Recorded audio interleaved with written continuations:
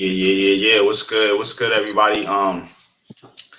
Definitely welcome back to another edition of Heart of the City. Where we talking about all New York City area sports. Pleased to welcome my special guest tonight. Always Arizona Sports, along with, of course, my co-host, man, Mr. Coach Ed Gladney. As I like to always do, man, check in on my panel. Check in on my chat before we get started. So, Coach, Arizona, man, how y'all doing tonight?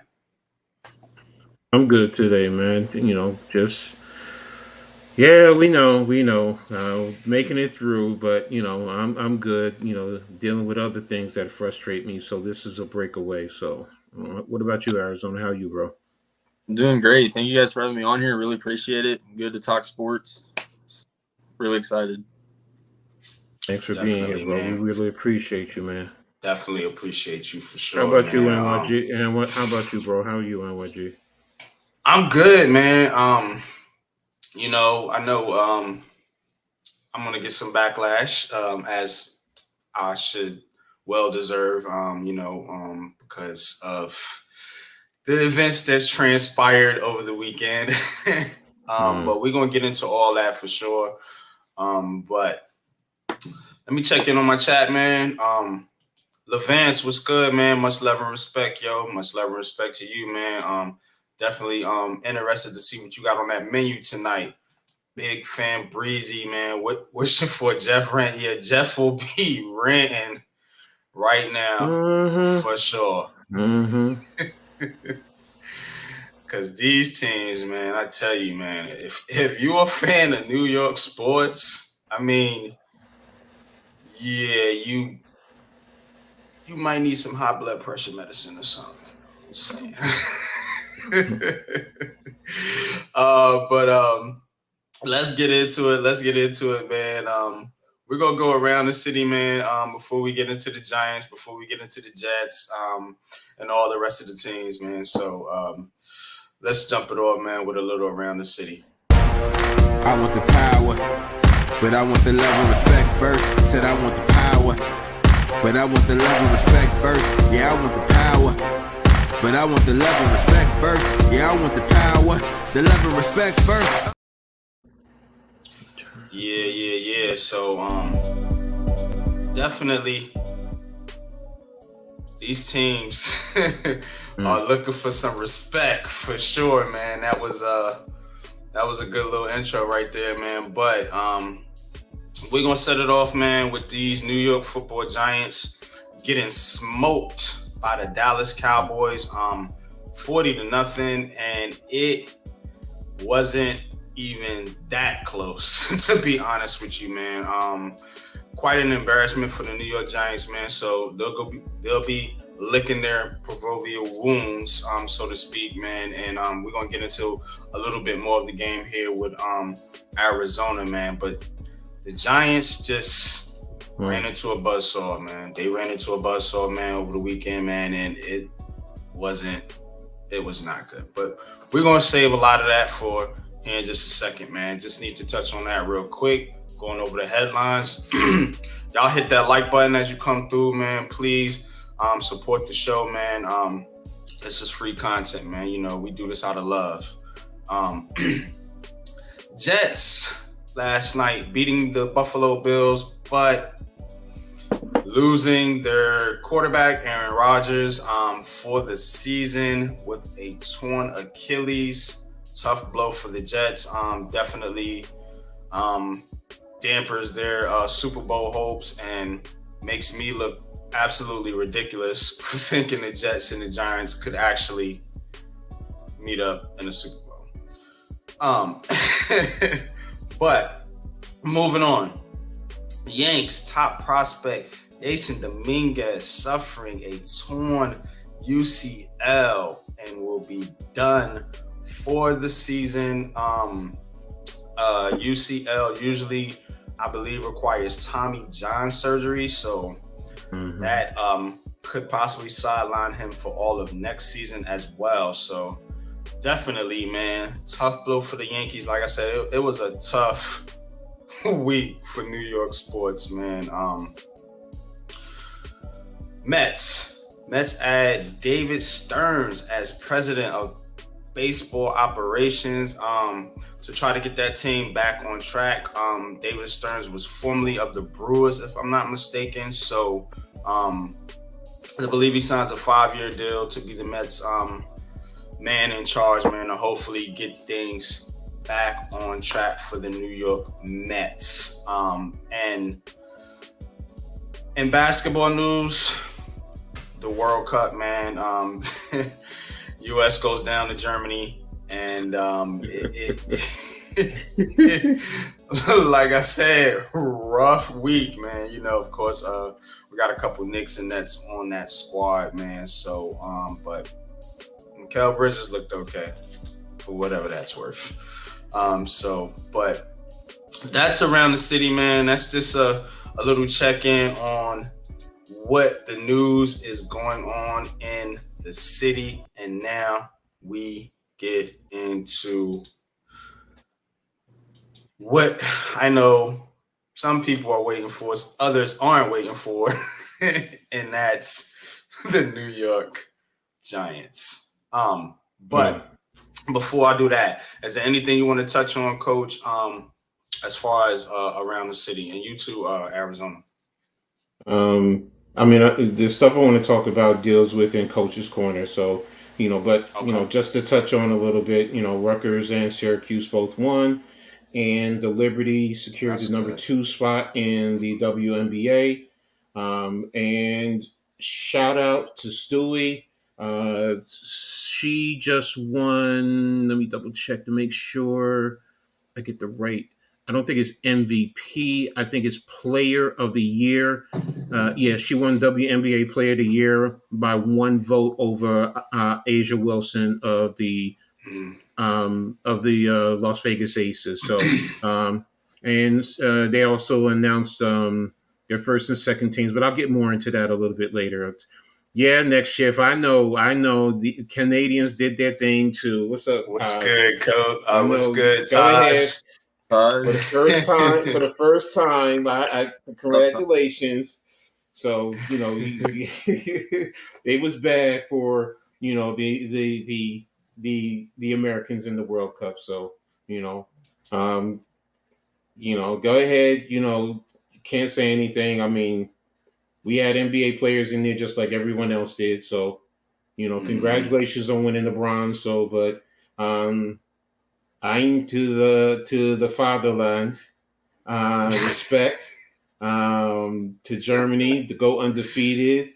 So there's a small part of me that I ain't gonna lie that's warm in my heart, because for those of you who don't know, I lived in Germany for the early part of my year. So, you know, I'm an Air Force brat. So, you know, but you know, there's always a spot in my heart for Germany, because it's, you know, just near and dear to me. As from my little tyke years. So that's about it, man. Next shit. Bro, rub it in, bro. You go ahead. You know, but yeah, you're right.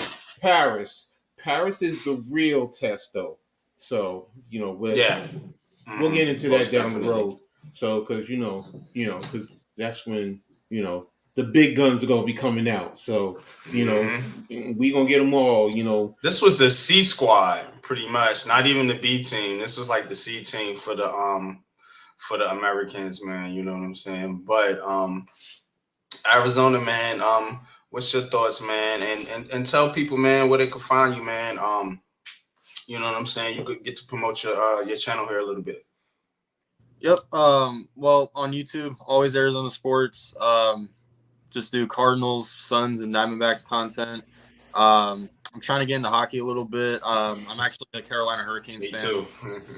Yes, trying to get into I'm a Rangers fan. Yep. Oh, man. Yeah, but that's me on YouTube. On Twitter, you can find me, the AZTRL. Same thing, just do Arizona stuff on there. As we're speaking right now, I'm actually watching the Diamondbacks and Mets game. We're getting smoked right now, 6-1. So, yeah, going bad over there right now. Okay, Mets. Yeah. still praying for us to make the wild card at least. But as far as what Randy was, talking about, as far as Canada goes, I have no problem with Canada. Son's best player ever was a Canadian, so no issues with that. And actually, Shea is my MVP pick for next year, so I don't have a problem with that either. But yeah, man, that's me. He said we pulled it out. Pause, right. Oh, man. Shout out to Next Shift Randy, man. Appreciate you, bro. Joining the show, man. NFL Reality Check, man. Appreciate you too, man. Definitely coming through tonight.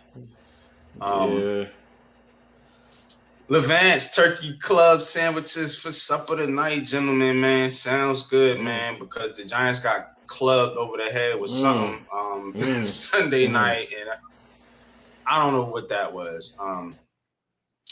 So I'm still trying to analyze this, y'all, as far as what happened to this team. I know it's a combination of many different things, but you don't go out there with the expectations that you had and the expectation that this fan base had for this team and lose to a division rival by 40 points. You don't do that, and expect for us fans to come up on here and defend that. I can't defend that. Joe Shane, Brian Dable, and I put my video out today. And yeah, I did point the finger at Brian Dable, Mike Kafka, and his coaching staff, primarily, because amongst all other things, the Giants didn't look ready to me. They did not look ready for prime time. They looked unprepared. They looked skittish. The quarterback looked rattled. The offensive line looked like they was basically giving up out there at some points because they couldn't block anybody on Dallas. Hell, they couldn't block the damn referees. Mm-hmm. So, I mean, for you guys to go out there and do that, I can't defend it. Now, whose fault is it? Like I said, I start with the coaching staff. Mike Kafka, run the fucking football. You don't pay Daniel Jones and Saquon Barkley the money that you paid them and then decide you want to be a drop back passing a team against Dallas's elite pass rushers and Micah Parsons and DeMarcus Lawrence. What are we doing here? You run the football. You get them out of the box. They was playing 8-9 in the box damn near the whole game. Nobody's scared of the Giants receivers. I don't care if Darren Waller's out there. You're not scaring anybody with your receiving core. You are only who you are, and that is a running football team because you should know that your line is not capable of dropping back to pass like you the Kansas City Chiefs or whoever, Chargers or whoever you want to call them. So that is one thing right there is where I want to start. This coaching staff needs to be held accountable. Everybody praised Brian Dable, Mike Kafka, Wink Martindale for all the great things that they done last year, getting this team to the playoffs and getting them back on track as far as the the chemistry in the locker room and just respectable, bringing the Giants back to a respectable organization, man. But this right here, y'all got to eat this. For real. Y'all got to wear this, man, and I'm not letting you guys off the hook, and I'm just going to start there with the coaching. We can get into the players and the offensive line and Daniel Jones and all that, man, but I'm starting at the top. A1, for real. But go ahead, coach, man. Chime in.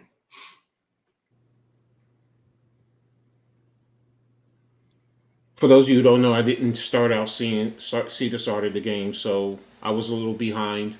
I actually didn't get. I saw the All 22 on my phone probably about maybe an hour and a half ago, 2 hours ago. I sat and watched it completely through.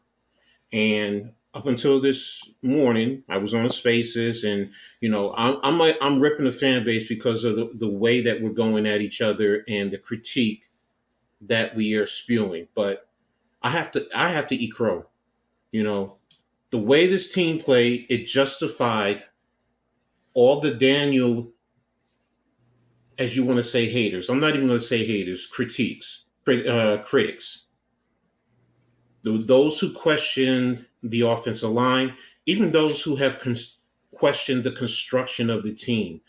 What are we doing here? Good, nice. Now, in terms of the performance, all right, NYG, you just said you're going to hold the coaches accountable, okay? I'll rock with you there, because what are we doing? What are we teaching? If we, whether we're pro this player or haters of this player of the New York Football Giants, it doesn't matter. If we as a fan base can see some of the issues, why are the coaches not seeing it and fixing it? Why? The offensive line, I mean, I'm getting inundated with questions. Coach, what's the matter with Evan Neal? And everything I saw up until Sunday said he was fine. He does have some type of a skill set to play in the NFL. Now, I'm not saying he's an elite offensive tackle. Hell no. I'm not stupid. Good, Miz. What's up, bro? I'm not going to lie to myself. I'm not going to lie to you guys. No, he is not an elite offensive tackle, but he does have skill set. Shout out to Bobby Skinner. Those of you who don't know, go check out his video, his offensive line report. Go check it out, because he did an excellent job breaking it down.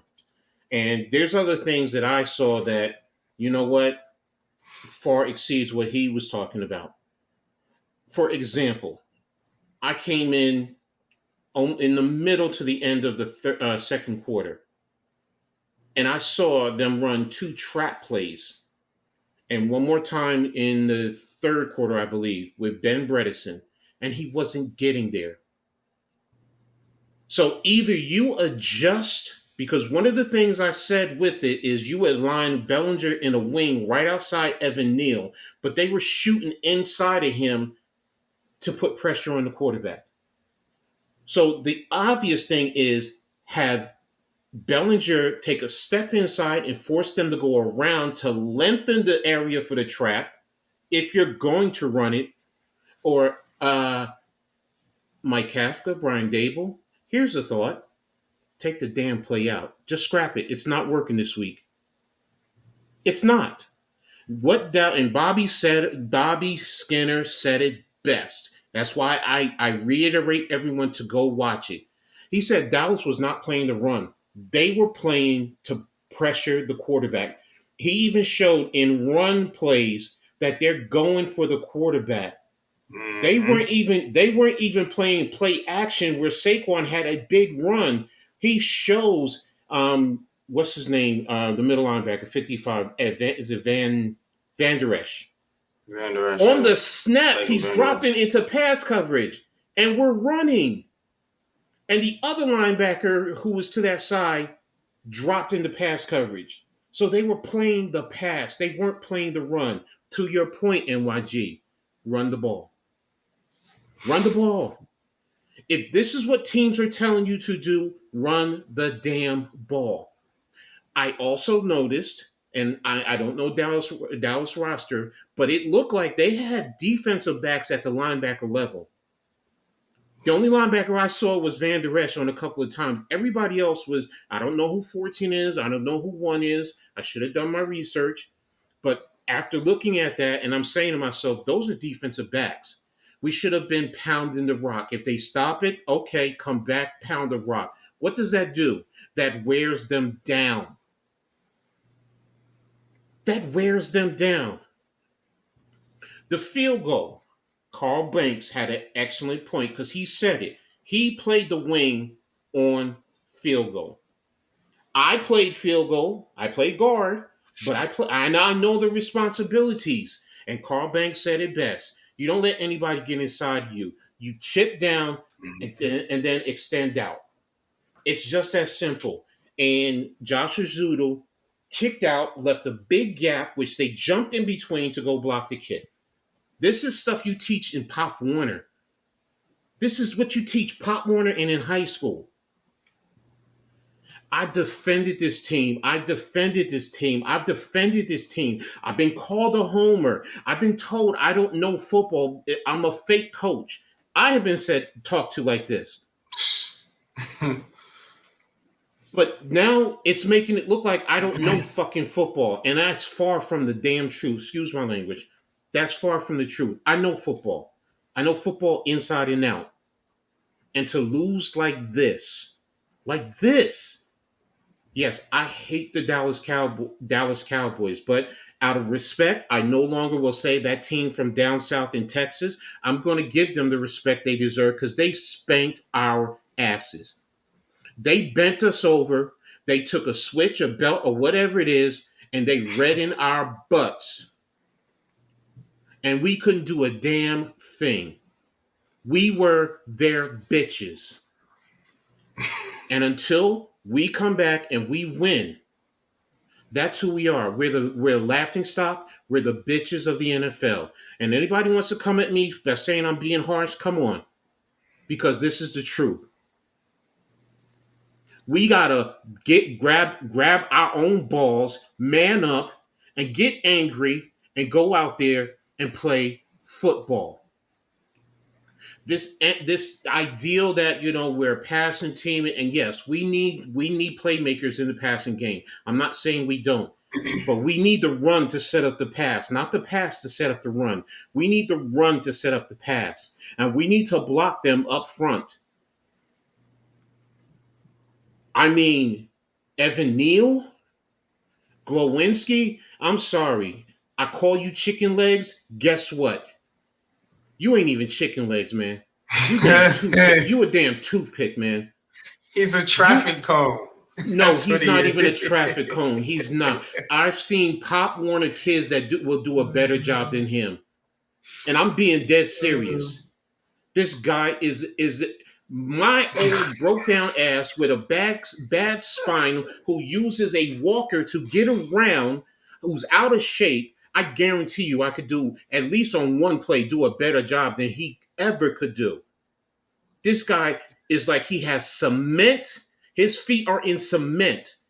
He has no ability to move laterally, left, right, and then you can allow another man to just literally put you on your ass. Nah, man.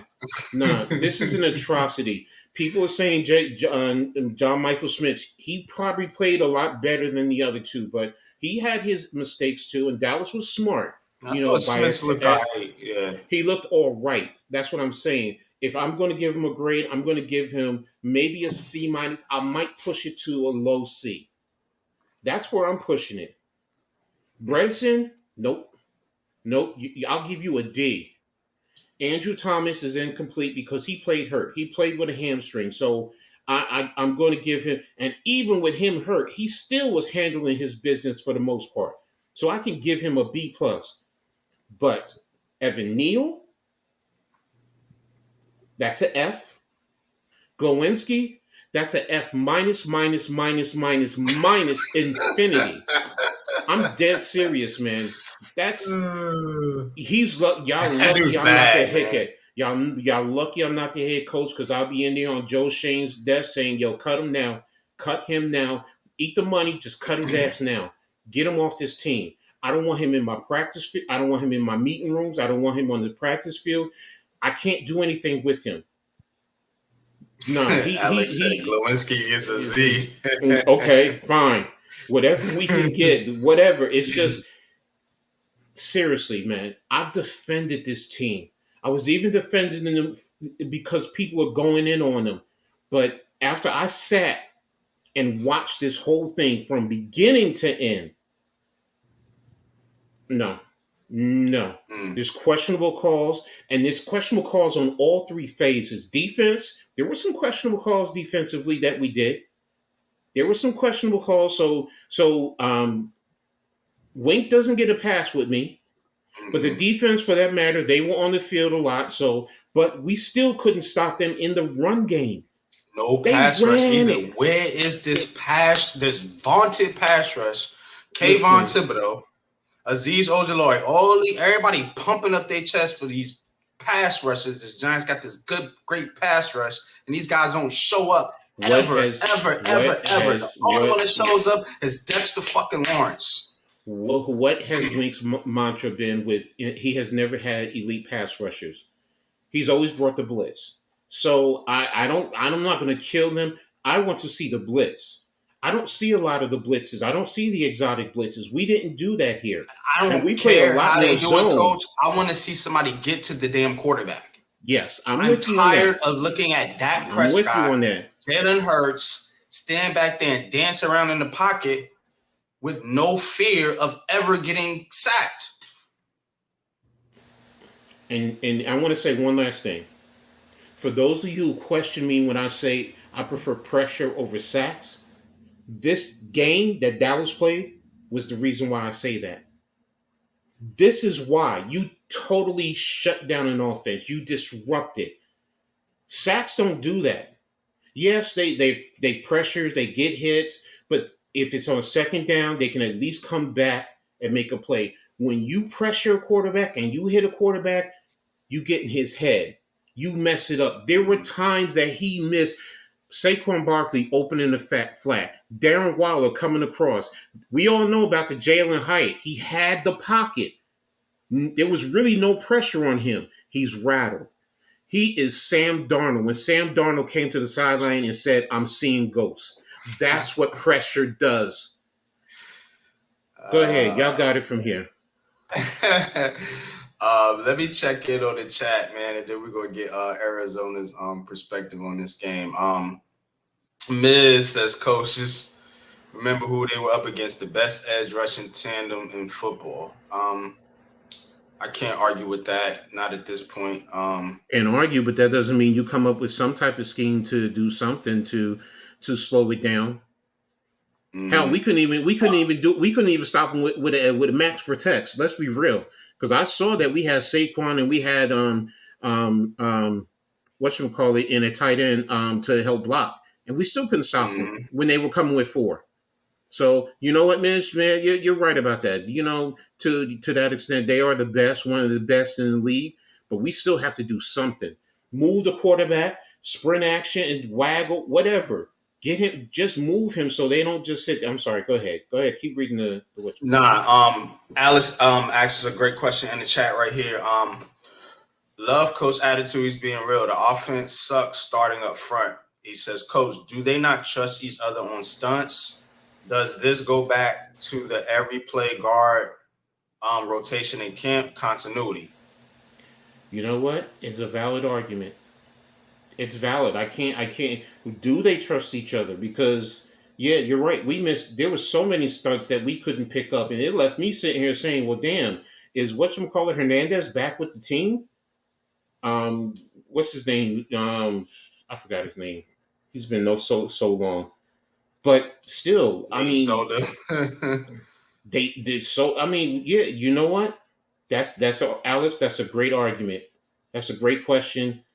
I wonder now, do they trust each other? Because offensive line have to build a level of continuity. They have to know. And here's the other factor: Evan Neal is shot. His confidence is shot. Because in some of his blocking, Bobby Skinner said it. I've always said it. He's too hot top heavy. At Alabama, you know what he used to do? He used to lean on a lot of the guys because he was bigger than them and he could do that and that would stall them. You can't do that in the NFL. Nope. And I'm going to say I don't ever recommend this, but you know what? He lost a little bit of weight, but bro, you need to get down to about 315.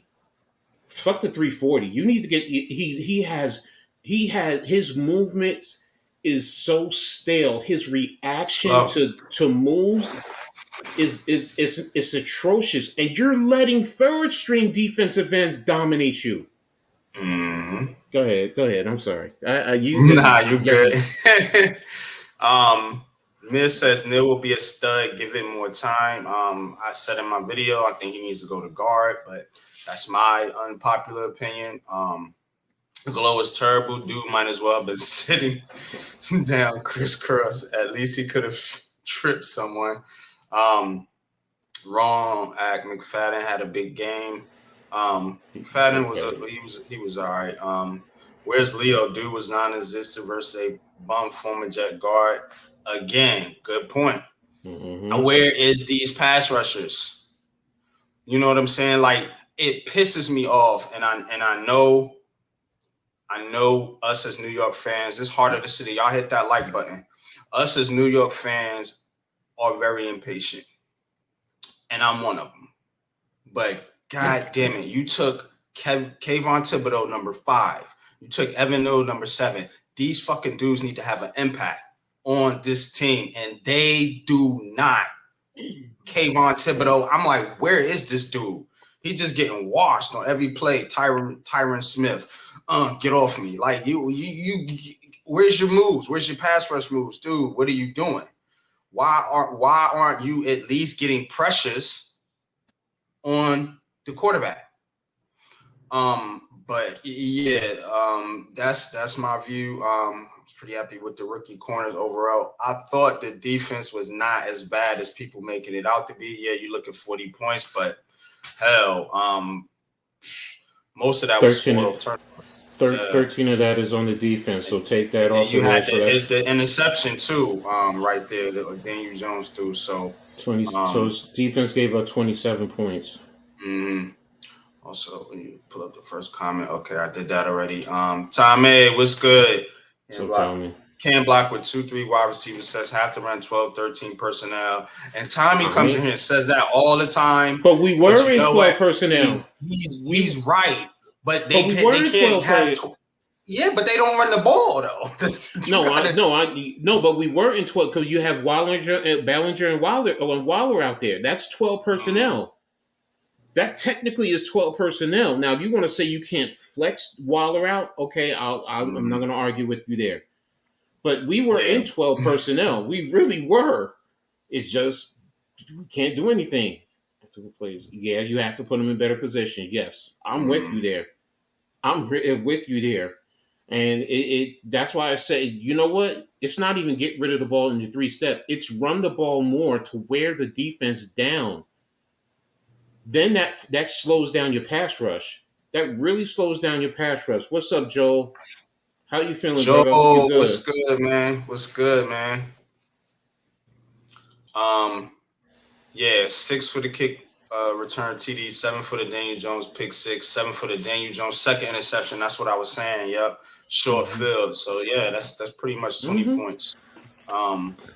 Exactly, man. But let's let Arizona get in here. Sorry, man. We're a little fired up over this game, man. But let's get an outside perspective on this game. What is it that you've seen from the Giants coming up here with this matchup against the Cardinals? What have you seen from this team, and what are some of the key matchups that you're looking forward to in this game? So I'll be honest, like heading into your guys' game, I watched the first half of it. I thought it was going to be a really close game. And quite frankly, I thought this was going to be the best Giants team that Dak Prescott has ever faced in his career. And for the most part, Dak Prescott didn't even play good. I don't think he even threw for 200 yards or something like that. Mm-hmm. So, and I saw the first drive. You guys were moving the ball. You got in the red zone and everything. But one thing led to another. The next thing you know, the Cowboys score on special teams, and the momentum just died right there. So, but as far as our matchup goes, obviously, in case you guys don't know, we lost as well, 20-16 to the Commanders, and we blew it in the fourth quarter too. So we had so many chances to win in that game. But the one thing I was concerned about too was our coaching staff as well, because we didn't make any second half adjustments at all. We stuck to the same plan. We kept applying pressure on Sam Howell, which it worked. We had 6 sacks on Sam Howell too, which is another thing. The Giants' offensive line, if they continue to play the way, any type of way they played on, our defensive line is going to get there. So, and actually it's kind of funny too, because I made a preview for week 1 on my team, and I thought the defensive line was going to be one of our weakest parts of the team heading into the season. But it turns out they were actually the toughest. They kept us in the game. One of the sacks that we got was actually a strip sack for a touchdown right before halftime.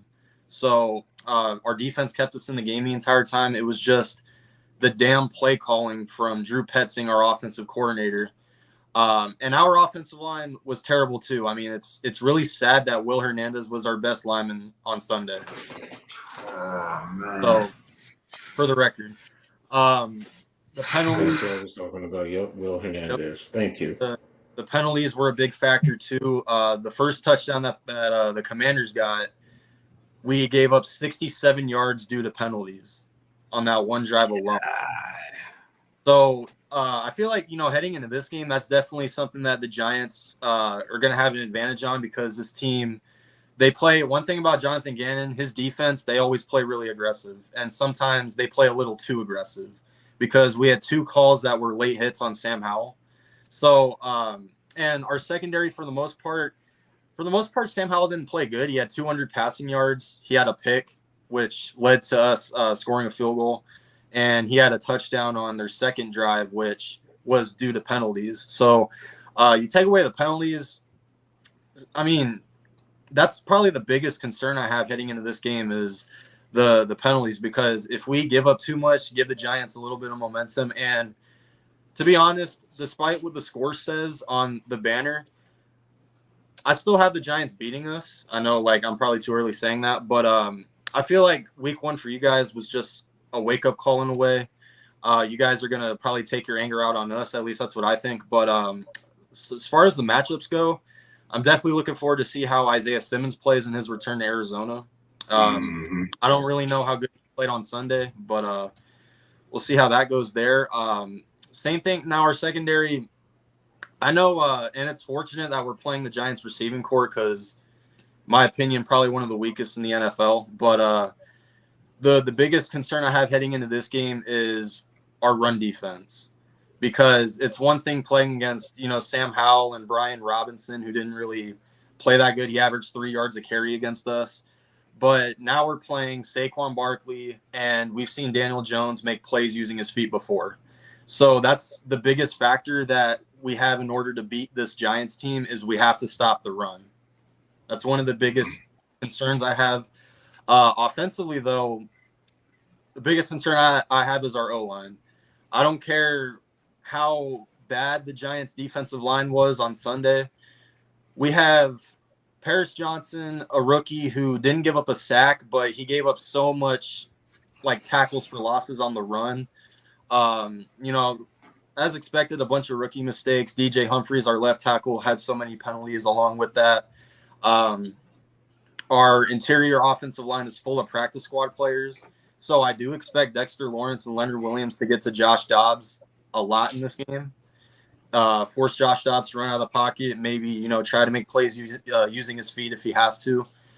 Our receivers, however, they have to step it up. Our leading receiver on Sunday was Rondale Moore for 33 yards. So definitely have to step it up on that as well. I mean, but our run game wasn't really the best. I knew Washington's front seven was going to murder us, and for the most part they did. They had 3 sacks and they had 2 forced fumbles, which both of them were in the second half, which led to Washington taking the lead. But as far as this game goes, those are my 2 biggest concerns. It's our offensive line. They have to play way better. This Giants defense is going to come straight at us. And for our defense, we got to stop the run. We just have to stop the run. If we can do both of that, maybe we upset. I mean, I'm expecting the Giants to bounce back against us. My prediction was 23-20. So I had the Giants winning the game, but that's what I think heading into this game. Who's your starting running back? Or starting what? Running back. Connor. Okay. Who are your key players on defense? Because I know they, of course, they got rid of Isaiah Simmons. There's been a lot of turnover in Arizona, so I'm not too familiar with the with the defensive roster right now, or the offensive roster for that part. But who are some of your key? Because I was watching that Washington Arizona game, and I did see them cats get after Sam Howell. And my concern, again, until they prove it, I'm not trusting this Giants offensive line to block no goddamn body.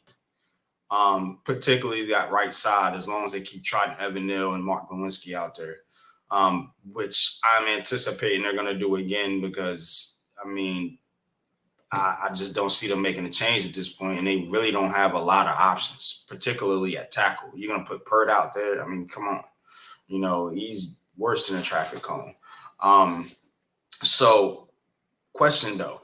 Who are these edge rushers, man, that the Giants need to be worried about? Yeah, so first I'm going to start off with the guy who led our defense, and that was Zaven Collins. Because Zaven Collins, he had the pick that gave us the lead shortly afterwards on Sam Howell. He also had a fumble recovery. And the guy who forced it is the next guy, Dennis Gardeck. Because before Sunday, he didn't have a sack since I think it was 2020 when he tore his ACL. So definitely a guy who really bounced back on Sunday, a guy to watch out for. But you know, our D line, I mean, as far as the pass rush goes, Zaven Collins, Dennis Gardeck, those are the two guys right there. But a guy who didn't really do that much, who I could see, you know, showing flashes, is BJ Ojulari. He didn't play that many snaps last week. But I mean, he didn't really have a chance to really do anything. So I feel like if we could give him a little bit more snaps, especially against the struggling Giants O-line, and correct me if I'm wrong, was Andrew Thomas has a hamstring issue, right? From what I've been hearing. Mm-hmm. Yeah. So if that plays into factor as well, Cameron Thomas is another guy to watch out. He had the touchdown, the defensive touchdown that we had. He also had a sack himself. But this defensive line, very young, and they're very aggressive. That's the one thing I expected out of Jonathan Gannon and Nick Rallis from our defensive-minded coaches, was our defensive line to get better and progress. And that's what they did on Sunday. And they kept us in the game. So assuming, I don't know if Andrew Thomas is missing this game, but if he does, then I expect our D-line to get to Daniel Jones. But those are the biggest concerns I would have if you're the Giants O-line. Zaven Collins, when he occasionally pass rushes, Cameron Thomas and Dennis Gardeck, and maybe I could see BJ Ojulari having a pretty solid game. But those are the guys I would. How is Buda Baker still with you guys? And if he is, how is he performing so far? Yeah, so he's still with us. We gave him an extension for this year. We gave him extra money so he would stay. So he's here for the long term. But yes, I mean, Sunday he didn't make any big plays. He actually he was a big reason on why Terry McLaurin, who I thought was going to murder us, he only had 2 catches for 31 yards. And Buda Baker was a big part of that. Same thing with Jalen Thompson, another safety who I feel like the league isn't really talking about. He should have had an interception, but he dropped it, and it led to Washington getting a field goal, which would have been key had, he picked the ball off. But as far as Buda Baker goes, there were a couple plays I was concerned about where Jahan Dotson would, in the man-to-man coverage, Buda Baker kind of blew it a little bit, set up Jahan Dotson for a couple first downs. That's the only concern I have as far as Buda Baker goes, is the man-to-man coverage. And that was even a concern in training camp too. You had our own practice squad receivers that were burning him in the man-to-man coverage. So, but I mean, as far as, Buda Baker goes, it was just a week 1, slump. We'll see how he progresses. But as far as that goes, I mean, Buda Baker normally does his thing out there. So we'll see. Yeah, it's going to be interesting, man. Now flipping it over, man, as far as the Giants defense versus your offense, I heard you said you're starting Will Hernandez. Giants fans know about who Will Hernandez is. So the fact that you said you're starting him leads me to believe that your offensive line isn't in much better shape than the Giants. So that's going to be an interesting matchup right there. But if you're the Cardinals, how would you attack this Giants team based on what you've seen week one? Okay, so offensively, if I'm the Cardinals, I'm gonna keep trying to do what they did last time, and that was run the ball.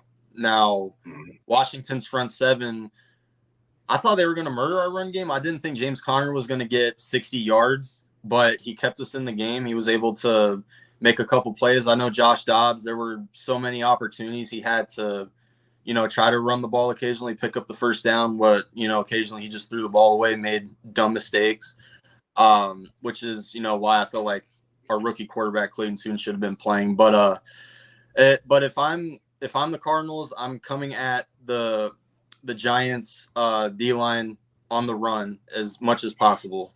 Now, I do think that the Giants D-line is going to bounce back, especially on the pass rush. But as far as our receivers go, I mean, there were a few plays where Hollywood and Rondale got open, made a big play. But I mean, just our receivers, they don't really give, or our offensive line, they don't really give Josh Dobbs enough time to find our receivers open. So if I'm the Cardinals, I'm just going to stick to the run. We know what that's like. I don't know how many years I have to watch this Giants team bring in receivers only to have them run up and down the field and not get the football. So yep. You paid Darren Waller, you bought Darren Waller in here, Hyatt. It's just so freaking frustrating. It's like, if you got time, you should have the receivers. These guys can get open. You can't tell me Waller can't get open. You can't tell me Slayton can't get open. You can't tell me Sterling Shepard, a crafty veteran, can't, shake a DB on a slant route or something. Like, you can't tell me that. So it is going to be interesting, man. Now, as far as Arizona is concerned, I'm with you there. The Giants definitely need to take this game defensively. You could be without Andrew Thomas, and honestly, if I'm Brian Dable and Mike Kafka, I don't know if I want to play Andrew Thomas in a game like this. This team should be playing, for the long haul. The Giants have aspirations, I would still think, to get into the playoffs. So, a game like this, a game you should win, you should. I think that, and it's not to dismiss, Arizona or whatever, this the NFL. You know what I'm saying? And y'all should have beat Washington. I watched that game. I said they should have won that game. There's no way Washington should have won that game.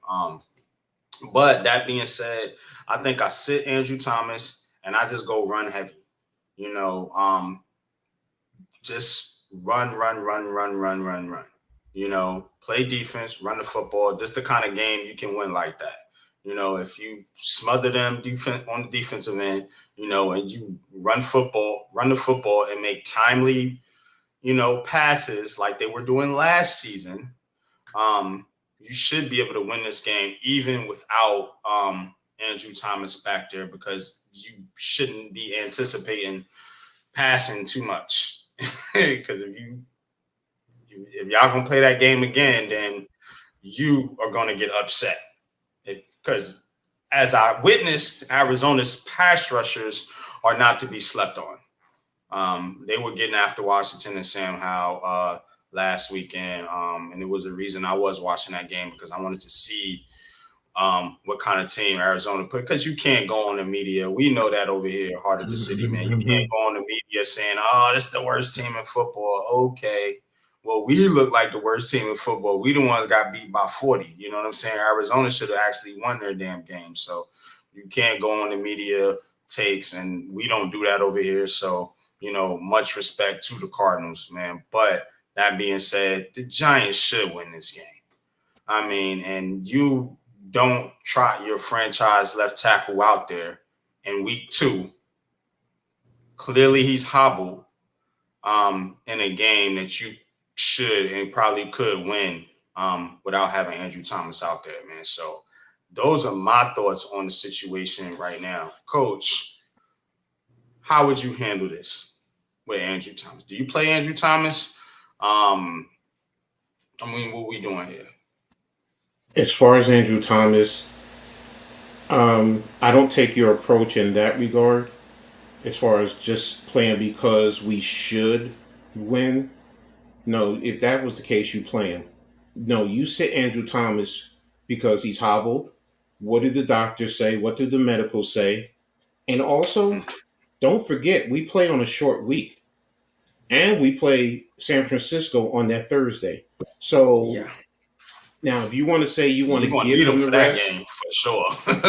And that's my point. So if Andrew Thomas is at about 75, 80%, I'm still sitting him for this game because I want to try and get him, rehab him, stay at home, go through every opportunity. If it's electric sim, or stay in a hotel, I'm sorry, because they're going to be out there after that game. But my point being is have him go through rehab as much and as long as possible to get ready for San Francisco. Now, the only other issue or question is our offensive tackles behind him. Because right now, if Pert is out, because don't forget, Pert is hurt. So right now, that's a Zudo. We still got Tyree Phillips, though, right? You can elevate him. Tyree Phillips, did we sign him back? I thought he was on a practice squad. No. Wasn't he signed with the Eagles? Squad. I thought he was with the Eagles practice squad. Are you serious?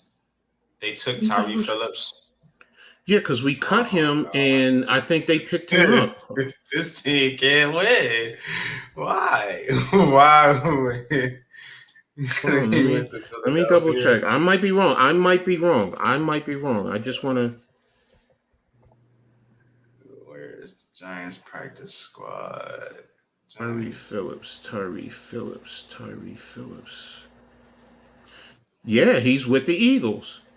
No. He's an American offensive guard for the Philadelphia Eagles. So Phillips is not with us. So that's my question. Who do we have to play right now? If I'm sick right now. Hold up.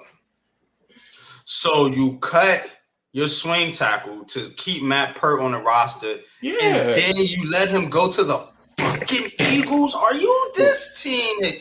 You gotta be kidding me. Hey, at that point he's a free agent, so he chose to go there. It's not that they probably put in the plan. That's my point. Why did they even cut him? That I can't answer, bro. Because everyone said the same. Well, you're keeping Pert over Tyree. I said that.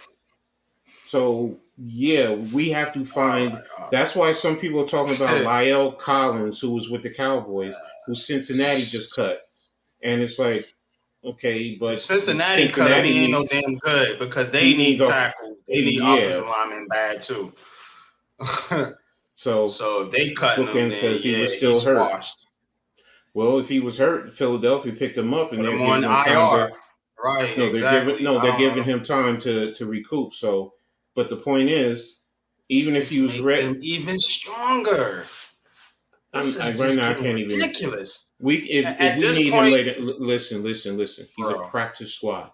You could still offer him a contract and sign him. So, what's he going to do? Say no to more money and the opportunity to play? No, listen. The league will look at that, and that goes around the league. He has an opportunity to come back, and he don't want to come. So So he puts it. He's upset. I understand that, but you're a professional. So if you have an opportunity to go, he's on the practice squad. So if the Giants want to sign him, they'll sign him. It might be We have to sign something. him to the 53, though. Yeah, I get it. Yes. I get what you're So saying. so my question is, maybe he's more hurt than we are realizing, which is why the Eagles have him on the practice squad and didn't elevate him. They're giving him Yeah, time that's to. what Bookins says. I think the Giants were hoping to get him in the practice squad so he got healthy. Mhm. Yeah, So but so right now, again, to my point, after Azudo and after Evan Neal, I mean, the only other lineman who I think though they had tried to play a tackle was McKeithen. And McKeithen really, this is his rookie season. So do you want to put him out there? So it's like that's a concern right now to me what's as good, far as Raphael? the offensive line. What's up, Raph? With the What's good, tackles. Fonzo? I see you, man. Yeah. I knew y'all was going to be making y'all's way in here at some point. So What's right good, now though, bro? it's okay. Do you sign this Collins guy because you need the body? But I'm of the point that you know what, I don't know anymore. I don't know because I don't know what the coaching staff is doing to the full extent. I don't know what Bobby Johnson is teaching the guys. You know, What is he teaching I them? don't like questioning another coach's teaching methods, but I can't see what you're doing to teach guys to play in the NFL. I can't. I don't see Somebody it. was saying in the spaces, and Coach, you could probably be more adverse to speak on this, but in Evan Neal's set, him being like he's not setting vertical. It's a multitude of things. Okay, it's the angles that he's taken. Bobby even said it. He's too top heavy. What do we mean by when someone is top heavy? They're leaning too Mm-hmm. forward, which allows you to be off balance. And there were a couple times he ended up on the ground. There's times that uh, Demarcus Lawrence just took him and threw him to the ground. There was one play where he just drove him straight into Daniel Jones' lap. So Yeah. again, a man who's 340 pounds and you just bull rush him like that. One thing you shouldn't do, a man 340 pounds, is bull rush him like he's a rag doll. So Yeah. he's not playing with a strong lower base. He's too top heavy, so he's leaning forward. And anyone knows when you lean too forward, all you have to do is step back. If somebody's leaning on you, what's going to happen? Mm-hmm. They're going to fall, Yep. and that it's a leverage thing. So those are some of the things. His hand placement. It seems like all of his past sets, his hands are going to the outside instead of to the inside, and that's why I said he's playing like he's playing at Alabama, where he could just lean on guys and stop them because he was so much bigger and stronger than them. But in the NFL, speed will kill you with that. Yeah. I mean, little guys will come off the edge and just set double move you, and he cannot handle the double moves. He's too flat footed. His reaction, and what do I mean by if somebody steps outside and you step this way, and then they come back to the inside, he doesn't move quick enough to be able to adjust to stay on the block. I mean, it's just crazy. That's why I said when you have second and third team guys doing the same thing as Parsons to you, as Lawrence is doing to you, then it's your technique. It's you as a player. That's really what it boils down to.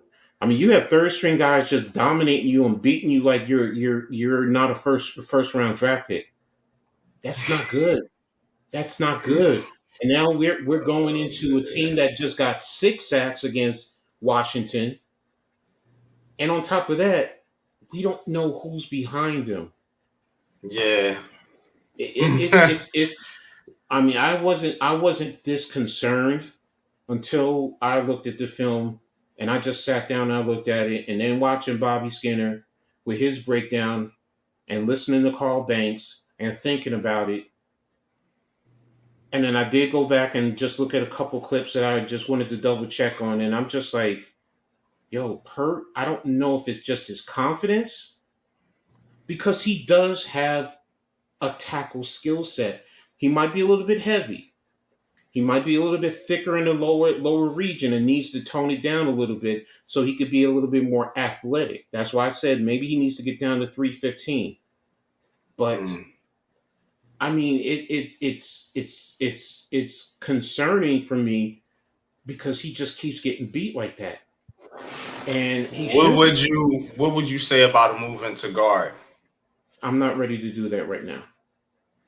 I mean, come on now. I mean, if that's the case, every time a rookie makes a mistake, and in 1 year, literally 1 year and one game, and he didn't even have a full year, then you might as well just move him. I don't care if he's a wide receiver. I don't care if he's a quarterback.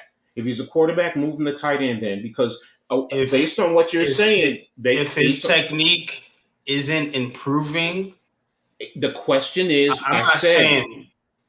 Remember, right I said, now, but we need to have this conversation. No. Then it's not just him. That's what I'm talking about, technique.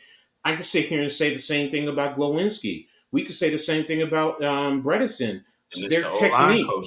That's what I'm getting at. That's what I said. What are we teaching them?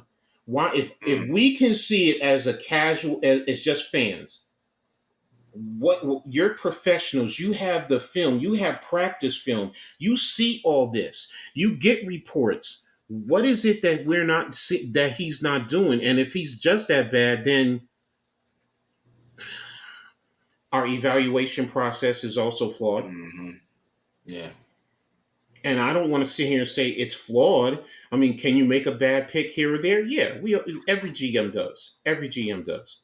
But I have a hard time believing, though, Joe Shane missed on 2 top 10 picks and Kayvon Thibodeau and I don't think he missed on either. I don't think he. That's what I'm saying. I have a hard time believing that. So like, it's got to be something within the coaching. It's got to be something that the talent is not being unlocked. I refuse to believe these guys are just bust. They're just not talented. You know what I'm saying? Yeah. So that's kind of where I'm at with that, man. But I'm gonna get to a couple comments, man, and then we're gonna talk about the Jets, man, because they had a rough one too, even though they won. Tommy says once Jones can do throwing the ball after patting it like a baby, an off-platform unbalanced foot placement, and using arm talent, he will elevate his game. Yeah, I think when he does that. Burping the baby, as they say, it's his confidence. Daniel Jones has a I don't want to say thin skin, but like his psyche is very fragile. Carl Banks said it. Carl Banks said it best, and it's the same with any quarterback. I don't care if it's Patrick Mahomes. Remember, Patrick Mahomes, we did the same thing as Giants to Tom Brady in the Super Bowl. What do you do when you hit quarterbacks? You rattle them. I don't care who it is. And that's what's happening to Daniel Jones. He's getting rattled. And it's the first game. So, you start to, sometimes it creeps in. I got this whole season. These guys got to protect me. If not, what am I going to do? So it's because Carl Banks said it best. He said he's mentally weak. He's mentally not tough because he's getting hit around. He's tough. He's physically tough because he's getting up off the ground. So we know that he's physically tough, but there's that mentally, being able to stand, you're going to get hit, but you still deliver the pass. To Tommy's point, yes, he's not mentally tough right now because he's getting smacked around. And that's it's just as simple as that. Yeah, Alfonso, my Cowboy friend says 40 zit. Yeah, y'all got it, man. Y'all got it. Like I said, y'all got it. My bad. You know what I'm saying? I misjudged this team clearly. I do not think the Giants are a bad team, especially not 40-0 bad. No. I do think, though, we're not ready. We're not ready to compete with San Francisco, Philly, maybe even Detroit or some of these other teams that have defensive lines that can get after the quarterback. If you got a D line that can get after the quarterback, you probably are going to be able to beat the Giants at this point because it's just hard to work around that. We've tried, the short passing game, the running game, and I just don't understand. If you have run blockers and road graders, why just be a running football team? It's okay. Results is results. You know what I'm saying? It don't have to look pretty. You know what I'm saying? If Evan Neal is better at run blocking, run the ball. Give the man some confidence. If he can, get a couple pancakes in the run game, maybe he'll have a little more confidence when you go back to drop the pass. But y'all just want to play this I say getting cute with the playbook and all that, when your bread and butter is Jones, Barkley, RPO run game. Fonzo says, to be honest, y'all made us look real good. Do I think we're really that good? Defense, yes. Offense, suspect. I totally agree. I don't think the Cowboys are that good. I think their defense is that good.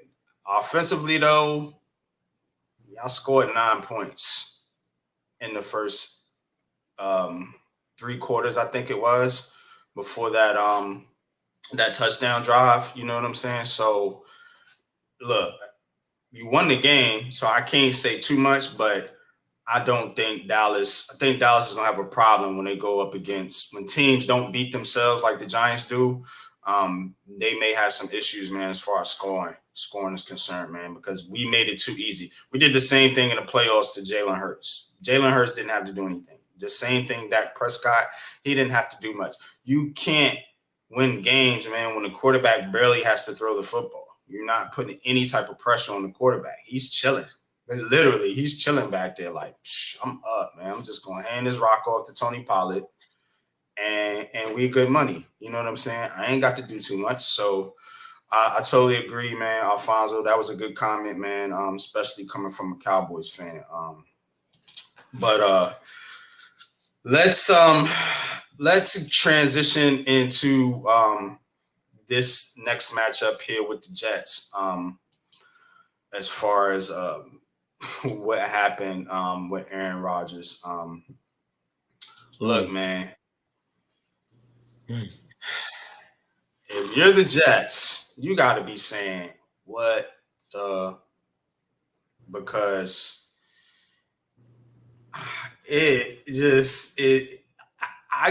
look, Coach, I didn't even get to turn the game on yet, because, I'm getting ready, you know what I'm saying? I'm getting my food, whatever. I'm like, all right, I'm going to sit down, see what Aaron Rodgers is going to do. He's like, he's hurt. I'm like, who is that? Is that Wilson out there? Like, I thought Aaron Rodgers got kidnapped or somebody and didn't make it to the game, or like he just like something happened. And I'm just like, he's like, nah, he's hurt. I'm like, oh, you got to be joking. You've got to be joking. So news comes out today. Aaron Rodgers, torn Achilles. He is done for the season. Just won the game, by the way, overtime punt return for a touchdown. So shout out to them for staying resilient despite, having their starting quarterback injured, man. But, I know people have been calling the Jets snake bit, cursed, whatever you want to put on his team, man. But, I mean, yeah, that's terrible. That's just a bad look, man. And, despite what the Giants went through, man, I actually feel worse for the Jets. Just because you lose your quarterback, and your team is solid. The team looks great. They still beat Buffalo thanks to Josh Allen. But it's tough, man, when you go through all that and you finally have a QB, you can win with, man. You can finally challenge, to be in the conversation for the Super Bowl, man, and he just goes out just like that. And it's not even a week-to-week thing. It's like it's over. And, I don't know. You're almost 40 now, Aaron Rodgers, pushing 40, trying to come back from an Achilles at that age, I just think it's over. I think it's over for him. You know what I'm saying? I know people might say, yeah, he might try to fight to come back or whatever, but I just think it's over, and it sucks. Just gave up all draft picks and the whole 9 yards. You can't get those back.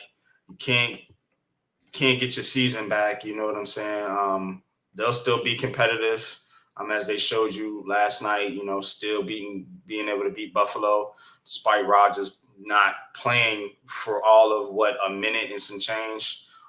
So that's tough, man, for the Jets, man. But where do they go from here, man? What do you do, man, if you're the Jets? I know ESPN and all these reporters been putting out, do they try to go after a quarterback? I don't know why. At this point, you're not getting Aaron Rodgers back. Are you going to get somebody equivalent to Aaron Rodgers who's out there on the streets? You're going to make another trade. You already gave up draft picks for Rodgers. You're going to try to, poach another quarterback from another team, man, giving up first-round draft picks or whatever, man. At this point, I don't know. It's tough, man. But I'm going to kick it over to Arizona, man, because I want your input, man. So what would you do, man, if you're the Jets, man? You could just speak on the situation in general, what your thoughts are. And yeah, so I saw the game and I saw the play where he got hurt. You can literally, from a closer angle, you can literally see his Achilles like snap, damn near. So, with him out for potentially the rest of his career, because that's really hard to come back from, especially when you're close to retirement. But if I'm the Jets, I'm signing a veteran quarterback. Like I already heard that they reached out to Carson Wentz and I think Matt Ryan. So as of now, if I'm the Jets, that's what I would do. I would just sign a veteran quarterback and see if Zach Wilson can sort of. I know he didn't, for the most part, he didn't really do anything offensively until when they really needed him. Garrett Wilson started clicking late in the game when they really needed them. So he was able to help them win the game. But as long as the Jets have that defense, they don't need the best quarterback out there because their defense kept them in the game and they were the main reason they won the game. I know you can say that Josh Allen made so many stupid mistakes. And how will people, not to cut you off, but people calling this dude a top 5 quarterback, miss me with that shit. Y'all got to chill, bro. This dude is a turnover machine. He threw 3 picks for one guy, to the same guy. It was crazy. Stop throwing to that dude. And Sauce Gardner didn't play that good. He was getting burnt. True that. Like, how do you it's like, where do you if you're the Bills, where do you go from there? But as far as the Jets, offensively, Breece Hall had a hell of a game too. So you could also get him and Dalvin Cook involved in the run game as well, and see if that can keep your offense going like it did in the other day. But that's what I do if I'm the Jets. Sign a veteran quarterback, even if it's a bad one, and just see how Zach Wilson can progress going forward. Yeah, man, I agree, man. What's your thoughts on the Jets, coach, man? What you gonna do, man, the Jets? Well, here's the first thing. At least they don't have to give up a first-round draft pick next year. Because remember, if he had played 65% of the snaps this year, you were giving up a first round instead of a second-round draft pick. So the Packers are like, shoot. We're not going to have a first-round draft pick. But it's a second round, so it's still a premium pick. So, but in all seriousness, you sign a veteran quarterback to back up Wilson, to come in and to back him up. Now, who? That's a different story. I even heard that they're reaching out to or called Phillip Rivers, who's been out of the games for, 2 years now? Yeah. So it's like, do you really want to do that? But like you said, Carson Wentz, Matt Ryan, Joe Flacco, those are the guys you're talking about. So it's like overall, as an organization, I'm going to be a lot more run heavy with the Jets because I can rely on my defense. My defense, I'm confident will, yes, some teams will make plays, but for the most part, that defense is going to shut you down at the critical moments. I mean, with Quinnen Williams, those linebackers, their defensive line, their edge rushers, like we talk about, you talk about you want to see elite pass rushing. Well, they're one of those teams that have the pass rushers. So they can get after the quarterback. So what you want to do is you want to play good, sound defense. You want to play good coverage, force teams to work down the field, no explosive plays, and you run the ball. And at those moments, if you can have a 3rd and 5, a 3rd and 4, then you go to the receivers that you need to, because they still have good receivers. And if you're in a 3rd and 4, 3rd and 5, that's manageable. I can count on Wilson. You can count on the 2 receivers they got from the Packers, Lazard and what's the other one? Thank you. You can still count on them to make some plays for you. You still have decent tight ends, so it's not like they don't. The biggest thing with them offensively, other than the quarterback position, is going to be the steady play of their offensive line. Some people have questioned, Brown, if he had made the block, maybe Rodgers doesn't get tackled. When I looked at the film, Brown was trying to cut block him. He didn't execute it properly, but he moved him off the spot. There was a slant window that was wide open. Rodgers just didn't take it. If Rodgers takes that, Rodgers doesn't get hurt, or who knows, maybe somewhere else later. I don't know. I'm just saying at that point in time with that play, go watch it. I think Wilson was coming on that backside slant right there in that window when Brown did the cut block, pushing the edge open, and there was a window wide open there, guard block down, and Rodgers is looking for over the top, where I believe it was a play action where RPO, simple, boom, get it to the slant, take what the defense is giving you, and then go from there. So but it happened. You move forward. From the Jets, I'm going to be playing good, sound defense. And, offensively, I'm going to run as much as possible to set up the pass. And Wilson, don't rely on him, because there were still some passes where they were questionable. They were very questionable. They were off balance. There was one that he made trying to go off balance that if he didn't, it was going to be a sack, but he got it to, was it Hall? I think it was Hall, right in the middle of the field. But that's pretty much it for the Jets. Are they a Super Bowl contender with Wilson? No, but they're still, to me, they're still a playoff team. They're still a playoff team. So, right now they can feel confident that they can beat the Bills no matter what. So, they're I'm not saying they're going to beat them again, but they can be confident, because right now they know they created 4 turnovers from Allen. 3 interceptions and the fumble. Don't forget that fumble. That was a big play. That was a big thing. So, that's what you want to do. You want to create turnovers.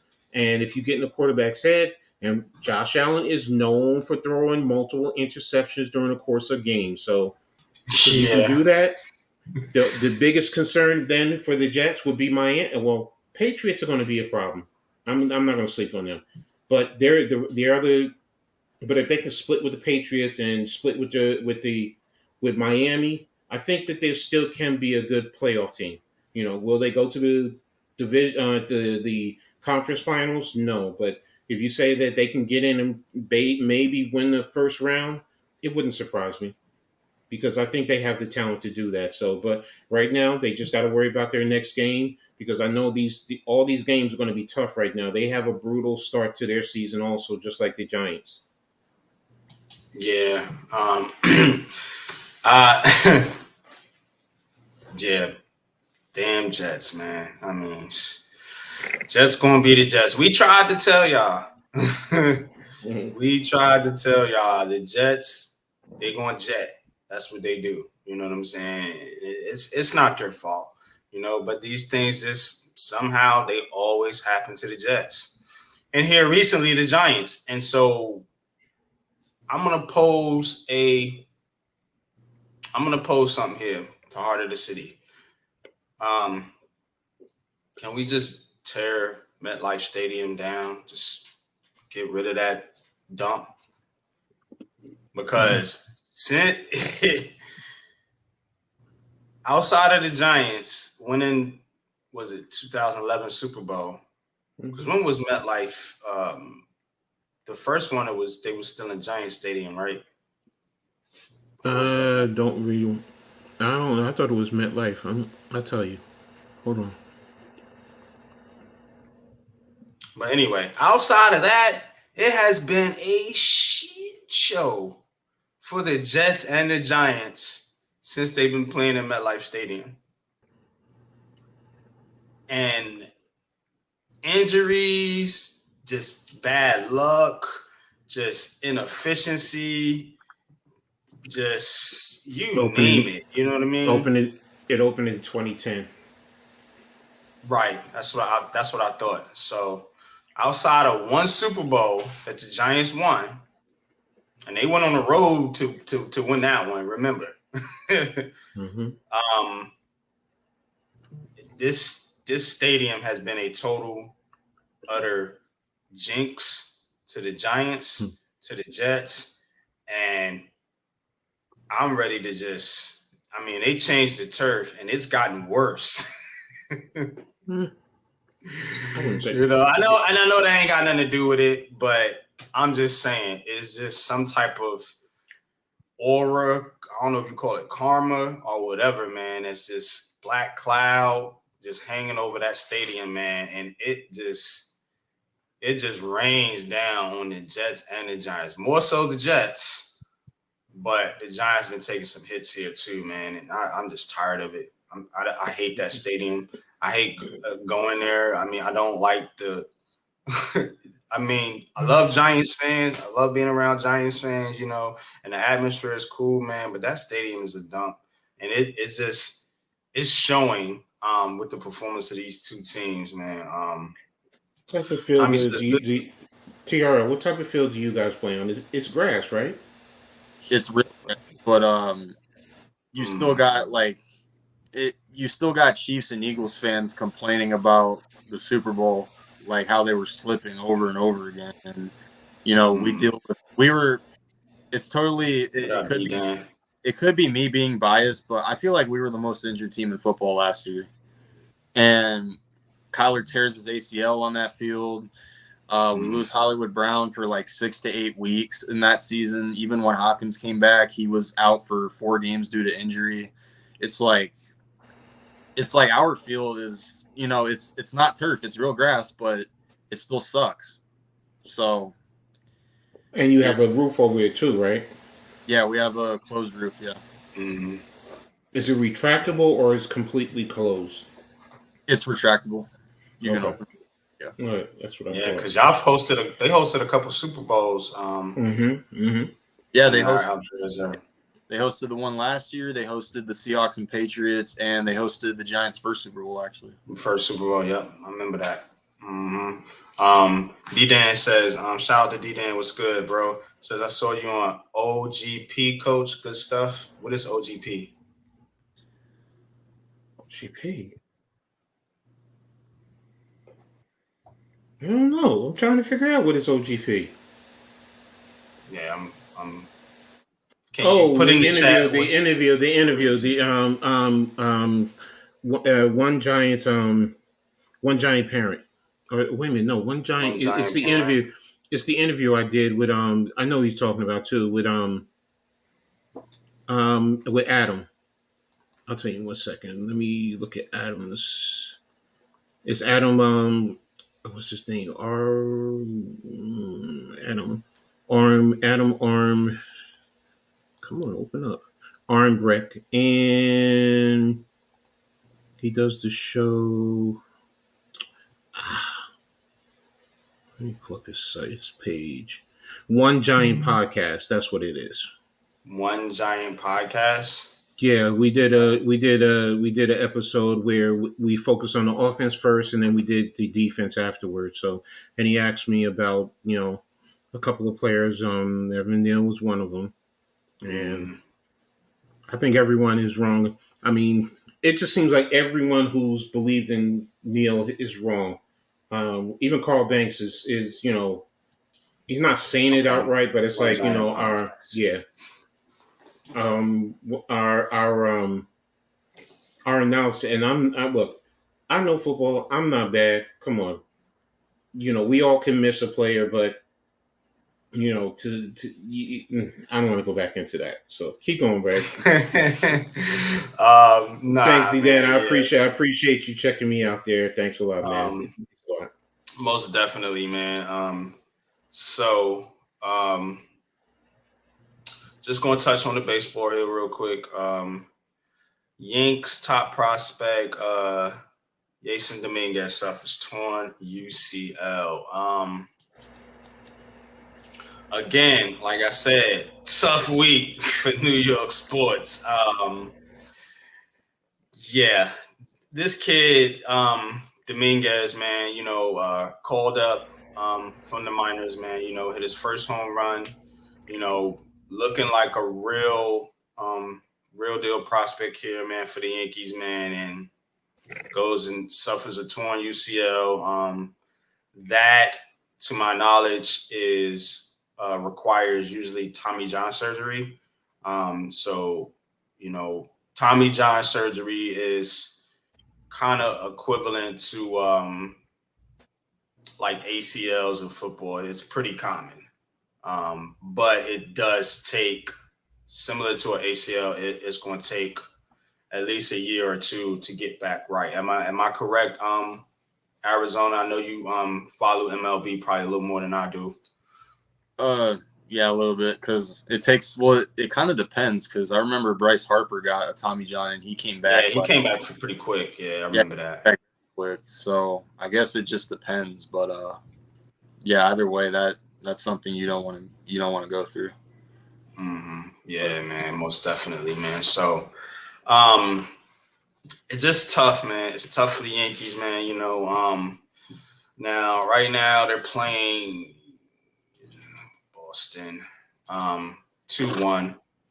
Got stopped over the Red Sox, top 8. So the Yankees have, I can't say written the ship.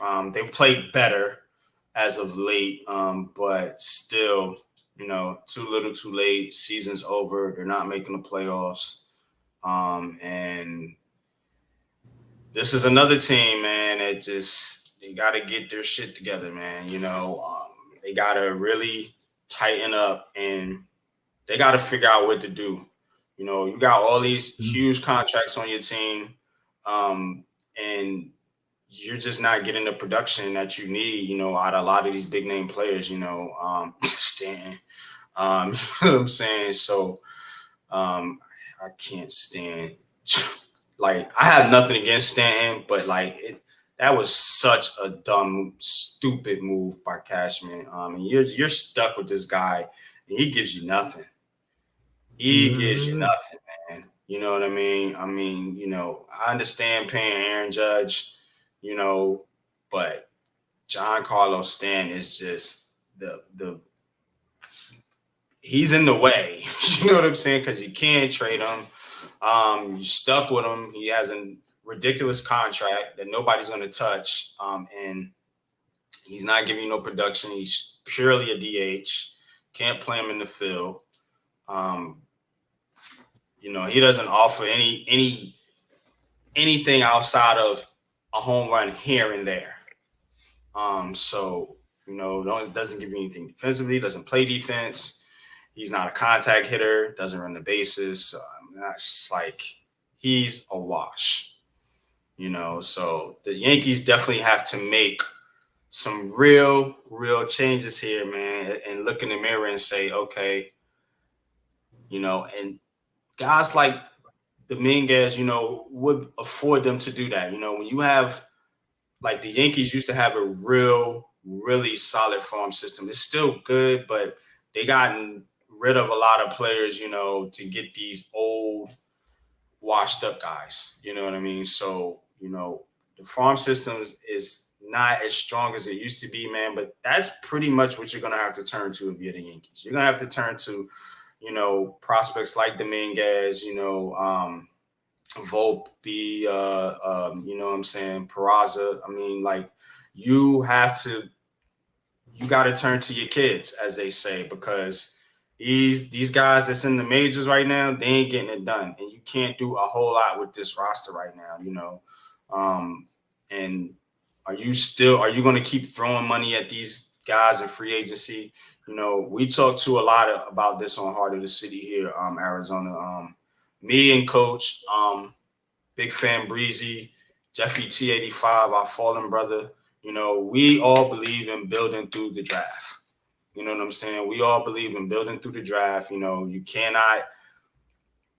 Very rarely can you do anything, by just signing a bunch of free agents, man, and buying championships. It happens every once in a while. The Rams, but look at them now. They're in bad shape. You know what I'm saying? That's what the Diamondbacks did. They built through it took them like 4 or 5 years to do it, but they did it. And we're looking like a really good team for the future. We get Corbin Carroll, who's by far Rookie of the Year. You have Drew Jones, who's coming up, and I can't wait to see him play. Alec Thomas in the center field, Jake McCarthy occasionally. We just called up Jordan Lawler as well, who was a really top prospect. So it may take a little bit, but when it comes to baseball, the farm system is very key. And that's exactly what we did, and we've been patient about it, and it looks like we're in the right direction. And the Yankees, as far as I know, when they called up their young guys, they started playing better. Mm-hmm. Yep. And I think they were even like 5-6 games out of the wild card at one point. Mm-hmm. So they were picking it back up a little bit, but obviously this injury, and I think Rizzo's out for the year too, but I don't know if he was doing that much. He ain't doing nothing. You know what I'm saying? Not missing him at all. But this Dominguez kid, man, this is a tough blow for the Yankees. You know what I'm saying? Because and to your point, the Yankees used to build through the draft. Derek Jeter came through the draft. Farm system. Guys like Andy Pettit, came through the Yankees farm system. So it does work, but the problem in here with the Yankees, in particular in New York, they don't have that much patience to allow the team to reset, be bad for a few years, and then replenish that farm system. They just don't have the patience, so their motto is just to throw money at it, hope you have a decent team to keep the fans somewhat off your back. Mm-hmm. That's what Brian Cashman and Aaron Boone and Al Sandberg have been doing. And it sickens me. I'm sick of it. You got to do what you got to do to get yourself right. You know what I'm saying? And the only way you're going to do that is to build through the draft and build through your farm system. You know what I mean? Because the free agents ain't going to do it. This is not, the old Yankee empire, where they could just go out, whatever big name free agent that was out there, they could just pay them. All right, come to the Yankees. All right, we good. We winning. This is different. And then if you look at your division, you up creek. Pretty much, man, because Baltimore, they look like they for real, and they don't look like they're going anywhere. Mm-hmm. Tampa damn sure ain't going nowhere. Another team always, go ahead. Mm-hmm. Yeah, the Rays. Mm-hmm. And Toronto and Boston, they always gonna be tough. Year after year. So it's tough, man. If you're the Yankees, man, but they not gonna do the right thing. They'll go out this year. Whatever free agent they feel like can get them back to respectability, they'll go out and do that, and they'll win 90-something games, get in the playoffs, and lose. That's exactly what's going to happen next year. We've seen they don't learn from their mistakes. Go ahead. Yeah, so we've seen teams do that before too. They skip steps in a rebuild. Mm-hmm. I'll use the Padres. They pay Xander Bogaerts all this freaking money. They traded all their prospects for a 2-year rental out of Juan Soto. And same thing with the Mets. They paid Max Scherzer, Justin Verlander like $42 million a year. And then like not even a year in, they traded both of them. So that's you can't build a super team or whatever you want to call it through free agency. You have to rely on young guys too. And that's what teams like the Orioles, the Diamondbacks, and who am I forgetting? There's another team. But the Braves. The Mariners and the Braves. That's the what Braves, they're doing. Yeah. Braves are good. Mm-hmm.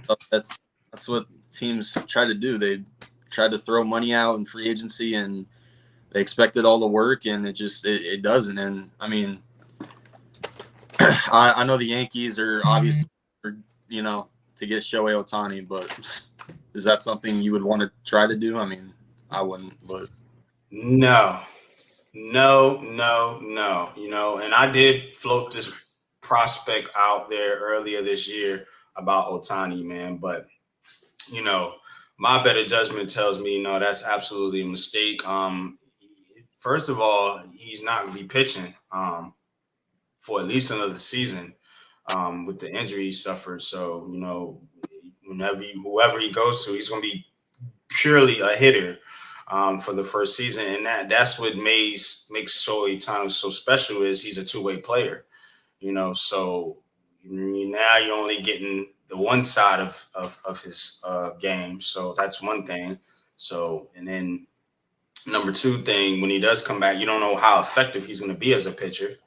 And then you're going to have to pay him a ton of money. You think you pay Aaron Judge, this guy is going to want the bags. 5, coach? I think he's going to get $500 million. Maybe more. I'm going to tell you right now, Yankees, Mets, don't do it. Yeah, it looks good, but there's one other thing that he brings. It's not just his dual set skill set. He brings the Japanese market, which will financially benefit whatever team, just in merchandising, but you're going to get TV viewership from Japan. So it brings a whole lot more. Remember when we had what's his name, Matsuki? Yeah, Hideki Matsui. Yeah, it was. You think about what he did in terms of how many Japanese people used to turn in, and then they travel in packs. So wherever he goes, I'm not saying to the Yankees, but what I'm saying is whatever ownership group is going to look at this, those are some of the things that they're going to take into consideration, because to them, he's an asset, and if you can get a return on your asset, then if you're paying $500 million, but you can get back $1 billion, $1.5 billion from him, it's a wise investment. They're not looking at the wins and losses. The fans are, yes. The owners, it's a business. And if you're going to get the Japanese market and it's going to influx your organization with cash, beyond cash, most owners are going to do that, bro. They're going to say, if I can triple my investment, double or triple my investment, I'm doing it. So those are some of the things. I agree. It better not be the damn Yankees, though. Now, I'm with you on that. Dodgers, please, Dodgers. They can afford that. I see the Dodgers doing it. Yeah, they can afford that, and it's not going to affect them because they make the same, almost as much money as the Yankees. Yeah. To be honest with you, yeah, they do. They just don't have the championship pedigree as the Yankees. But they have the pedigree. They've been around just as long as the Yankees. The Giants are another one. So I could see the Dodgers saying, "Oh, we'll pay you $500 million," and it's right on the West Coast. It's not even a matter of that. It's the West Coast. You're not winning with Dave Roberts as your manager. You're just... And that's surprising because he was under Joe Torre. He knows what it takes to win. Mm-hmm. Yeah. So real quick, man. Mets add David Stearns as president of baseball operations. Told you that. The Mets, yeah. David Stearns, I don't know a lot about you, but as we just mentioned, man, don't do nothing like signing Shohei Ohtani for your first move. What does your ownership say? What does your ownership say? If your ownership says Steve Combs, right? I have a hard time believing they would do that after they just, pretty much scrapped it. You know what I mean? So, I mean, wouldn't make much sense for you to bring in a player like that because you pretty much told yourself and your fan base, like, hey, we not ready. How much did he lose with the other two? Because if you can bring in that money and recoup it, and people will still come and see him, and it's not like, I don't know. I'm not saying the Mets will. This guy came from the Brewers. It won't surprise me. So I'm just saying it won't surprise me if he signs with the Mets. Yankees, hell no, you better not. We can't afford it, bro. You got 300 million players already. I mean, it makes no sense. And then add a 500 million? No. No. And where are you going to play him? Where does he play? Because if he's not pitching, he's a DH. Am I correct? And that's what Stanton is. Because that means you then have to put Stanton in the outfield? Oh, Lord. Not happening.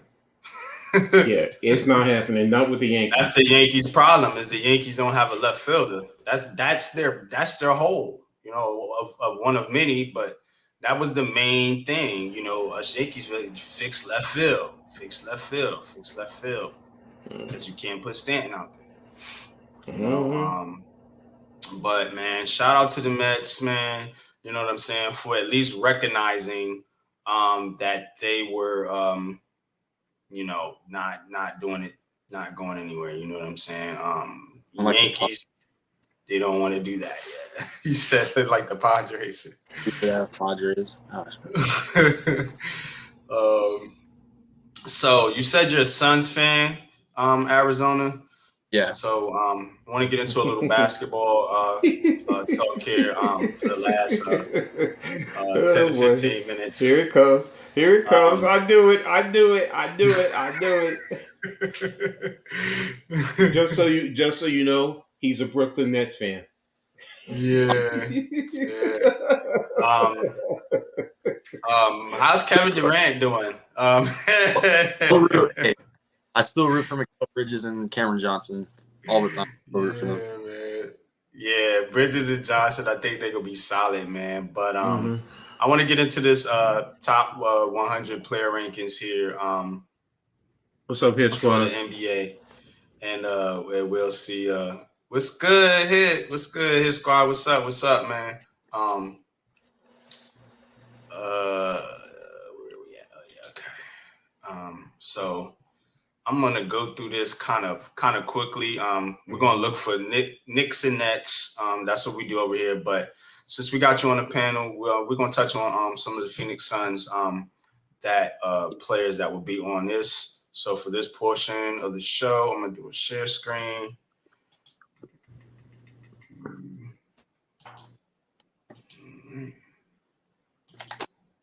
All right, can y'all see that? Yeah. Mm-hmm. All right, cool. So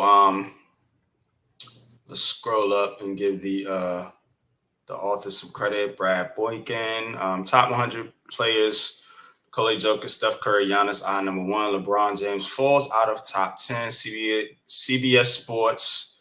That's the article, guys.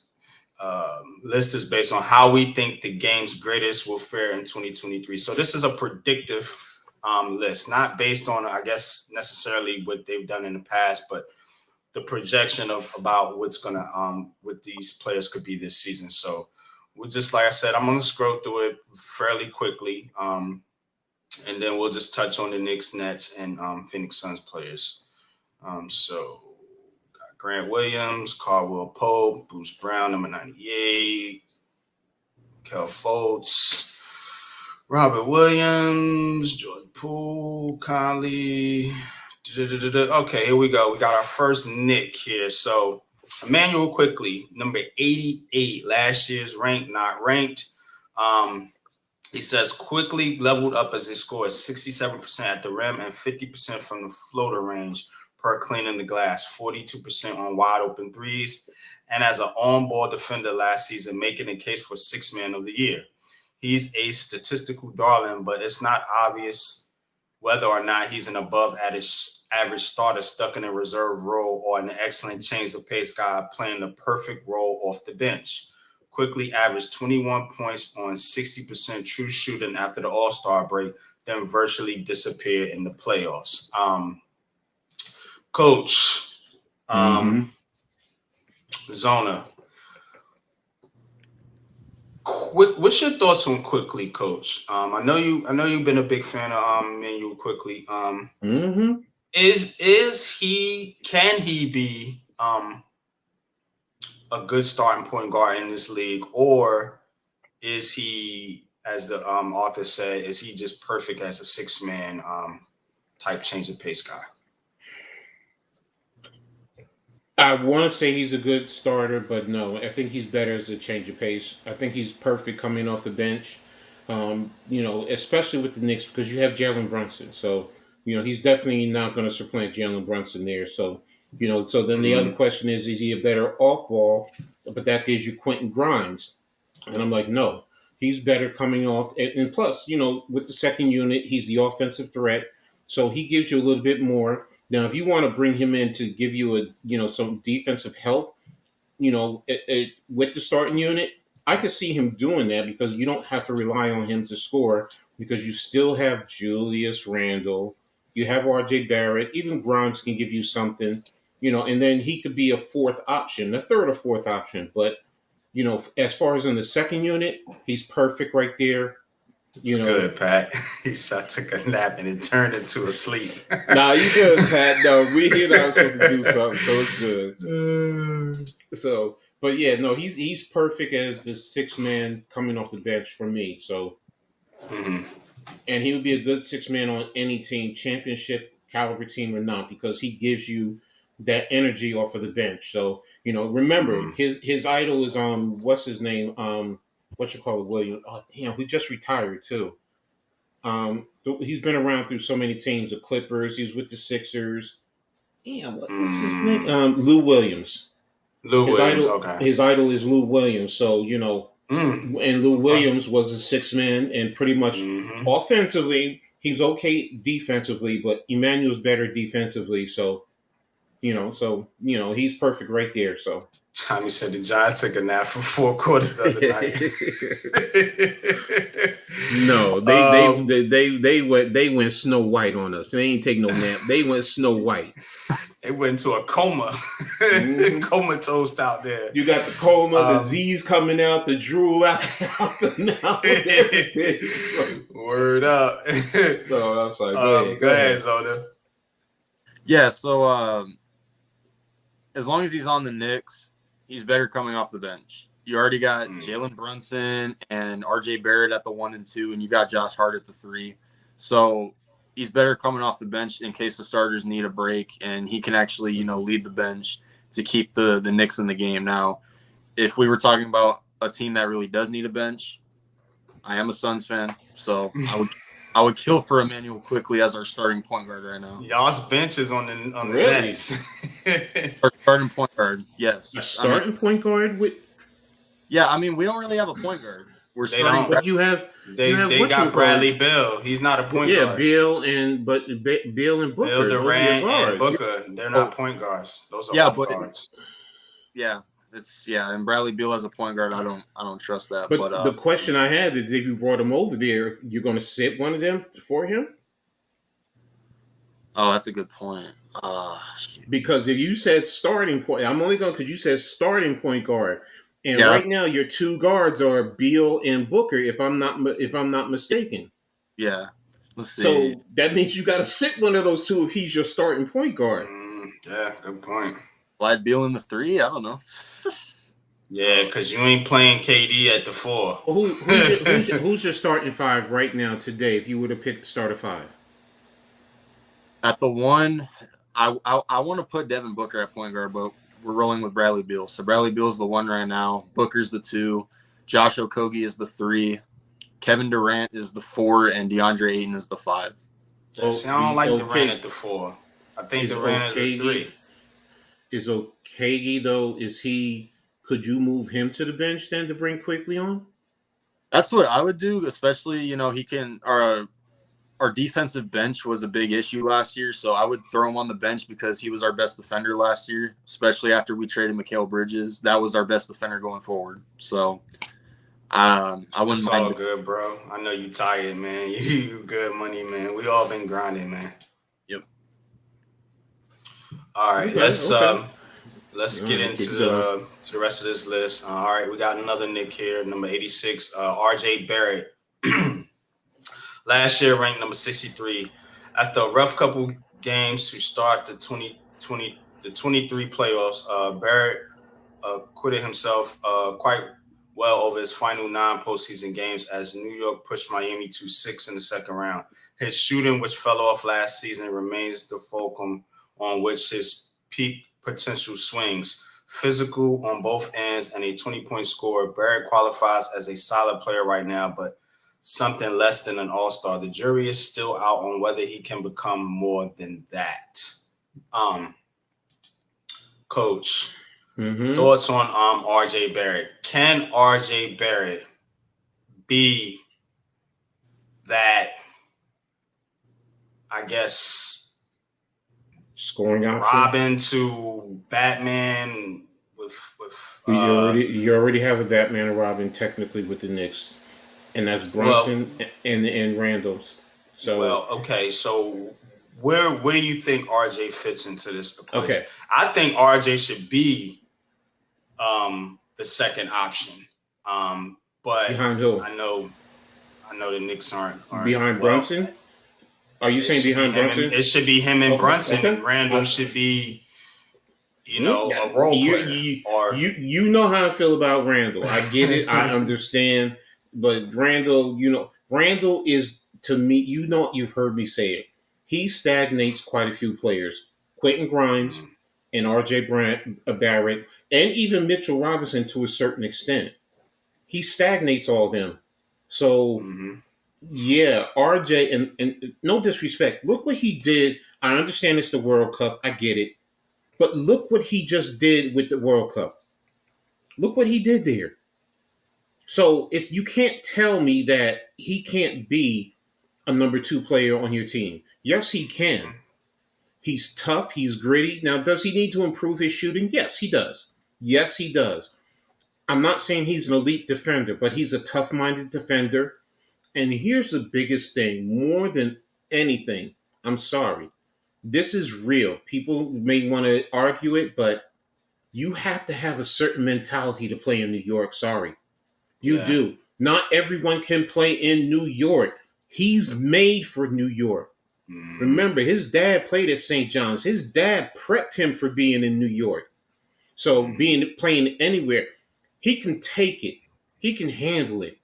He says it. I want the rock. He went to Duke because he wanted to be the man. So can he be a number 2? Yes, he can. Does he need to still work on his game? Yes, he does. But the problem is Julius Randle. And as long as Tibbs relies on Julius Randle, you're pretty much going to get what you get from RJ. He's probably going to be the number 2 defender behind Quentin Grimes. And you're pretty much going to spot him up for the most part. On occasion, have him go one-on-one because that's the Knicks offense. They don't really run a system. They run a lot more one-on-ones. They'll bring the ball up. They'll try and do the weave, and then you kick it out to Brunson or RJ or whatever, and then let them go to work for the most part instead of moving guys. RJ is good moving. You can get him with a lot of backdoor cuts, him and Grimes, and it would change the whole complexity of the offense. But, as long as Julius Randle is there, I'm sorry, it's going to hurt the Knicks. It's going to hurt players like him and your young players, and they're not going to develop anymore. So if you want to see him develop, y'all kill me. You need to get rid of RJ Barrett. You want to put him on another team. Let another team develop him because they can develop and get the type of player that he can be. And I don't want to see him go. But Tibbs has a hard-on for Randall. He really does. And why he feels that he's the number one option and he's the man on the Knicks, I have no idea. I don't know. I don't know if Tibbs caught him banging a man or something. No disrespect to anybody who's gay. I'm just saying, he doesn't want to put that out there. I don't know. It's just, I mean, seriously, why is it that he's so fixated on keeping Randall?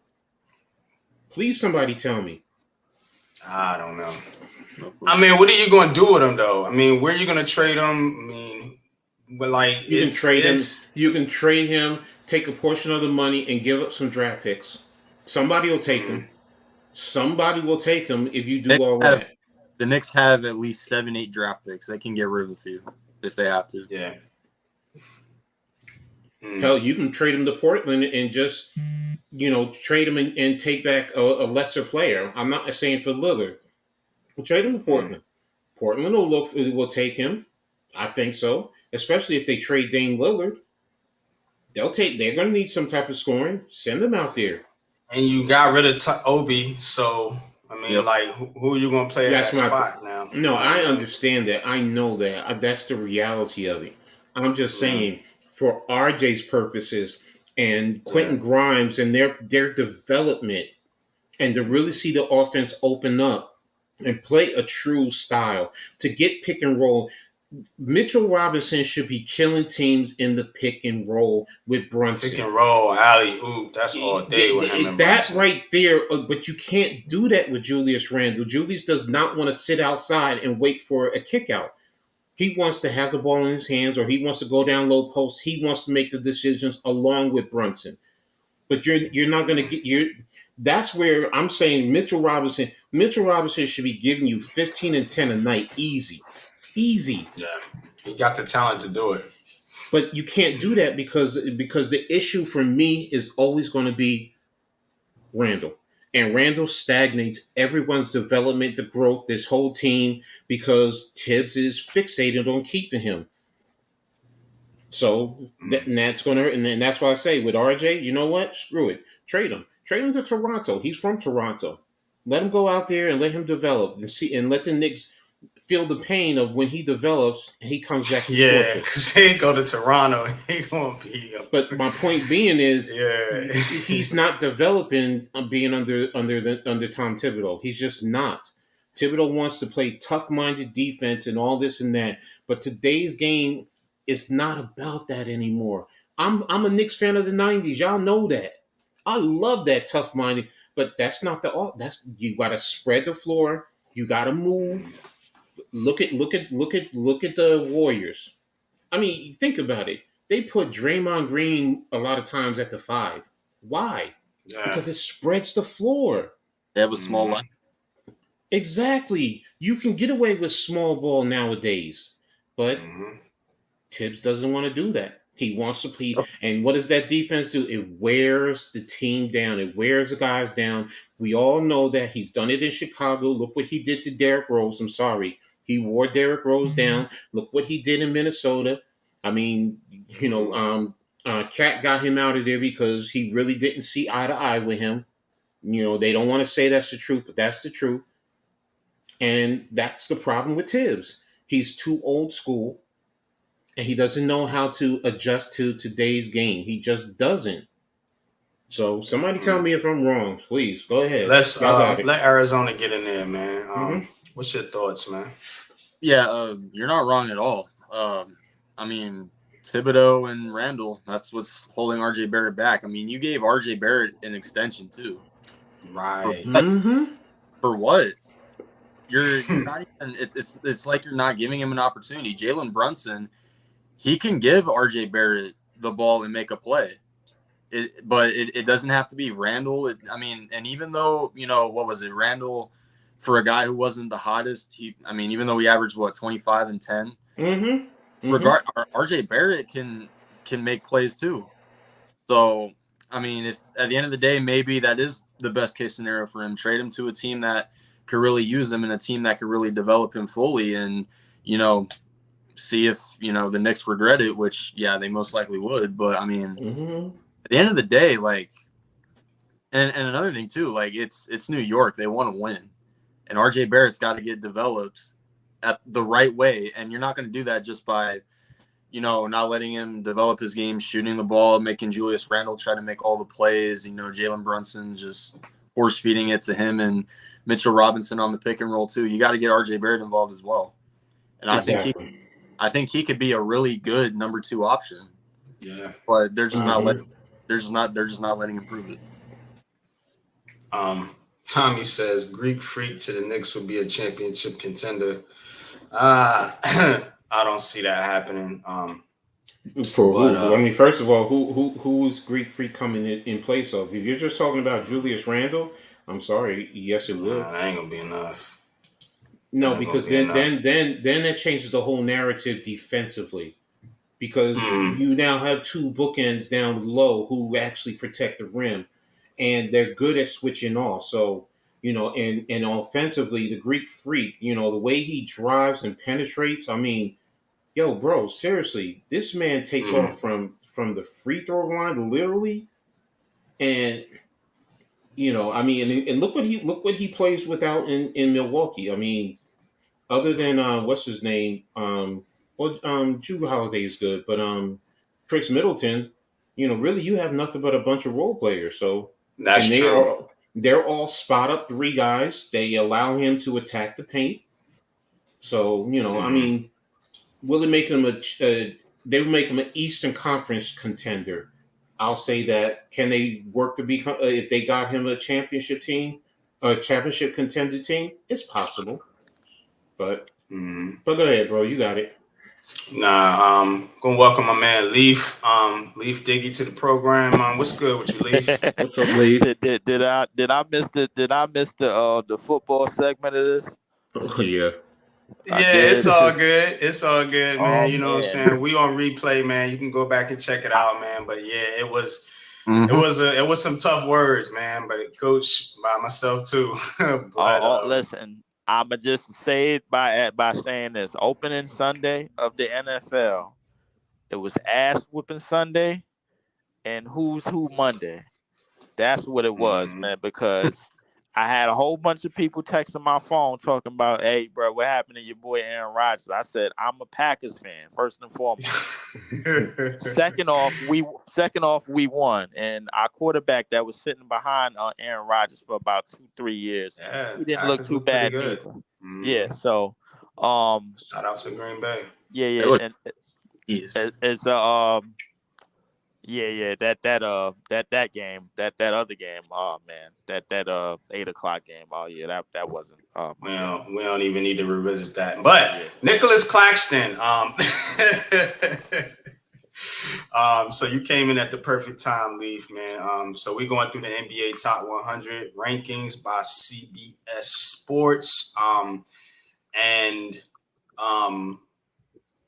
we just talked about RJ Barrett and Emmanuel quickly, who was low on the list, man. And we're just scrolling up. I got my man Arizona Sports in here, man. Go check him out, man. He has his own channel doing all things Arizona. So he's going to give us from the Suns' perspective.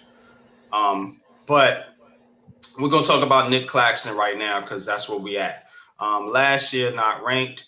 One of the 2023's breakout players, Claxton was a legitimate defensive player of the year candidate for the Nets. Few bigs are comfortable switching onto the perimeter, and now that he's bulked up a bit, few can bully him in the interior. Claxton's free throw shooting 54% still needs to improve, but his finishing 78% at the rim per cleaning the glass is otherworldly, and he's crafty with dribble handoffs and in the short roll. Nick Claxton definitely improved a lot last season, particularly with his defense, as they mentioned. Now, what I want to see Nick Claxton do to take the next step outside of improving his free throw shooting is developing a little bit of a mid-range game. You know, I don't see him being a 3-point shooter, you know, which is fine. You know, everybody can't be, you know, Steph Curry out there. You know what I'm saying? But get a little bit of a jump shot, man. So you can pull the defense out, you know, and open up some you know, some lanes for cutters like Bridges and you know,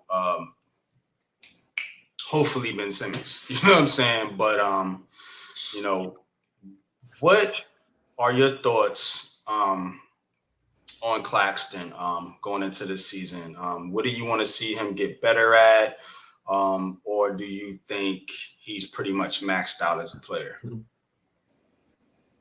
This me. Yeah. I'll let you go because you're the Nets fan. And then we'll kick it over to Coach in Arizona.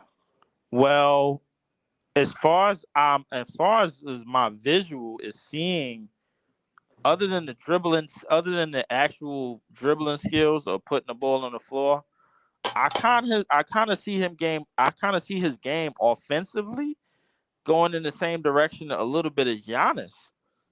Realistically, this is a guy that to me he's bulked up a little bit. He's gotten stronger. Obviously, athletic is one of the most athletic big centers in the league, bigs in the league. I like his progress. He's working on a lot of things, you know. Trying to get that check at the end of this year, man. We probably all mess around to give him that extension. Because I really don't see us going in the direction of like getting more physical. But I would like us to have like physical players at the 5 and the 4, like a lot of Pelicans when they have like a Valanciunas and a Zion, because they destroyed us. They definitely deboed us in that opening last year. I watched that game and we couldn't stand a chance. We was just getting Zion got wherever he wanted, whenever he wanted, and then Valanciunas was just all over the glass. You know what's crazy about Claxton is that, like, as much as I want him get his game to flourish offensively, like I kind of look at what happened to the FIBA team, and I'm just saying to myself, do we need more skinny bigs up in the league, man? We need some muscle, bro. Like, I looked at what happened to that FIBA team, and I'm just saying to myself, I'm like, man, this can't be good, man. It's one of the reasons why I'm kind of high on players like Zion. You know what I'm saying? Because I feel like he can bring the American players back to like a physical standpoint where it's like, yo, you know what I'm doing, you know what I'm going, but you're not stopping me.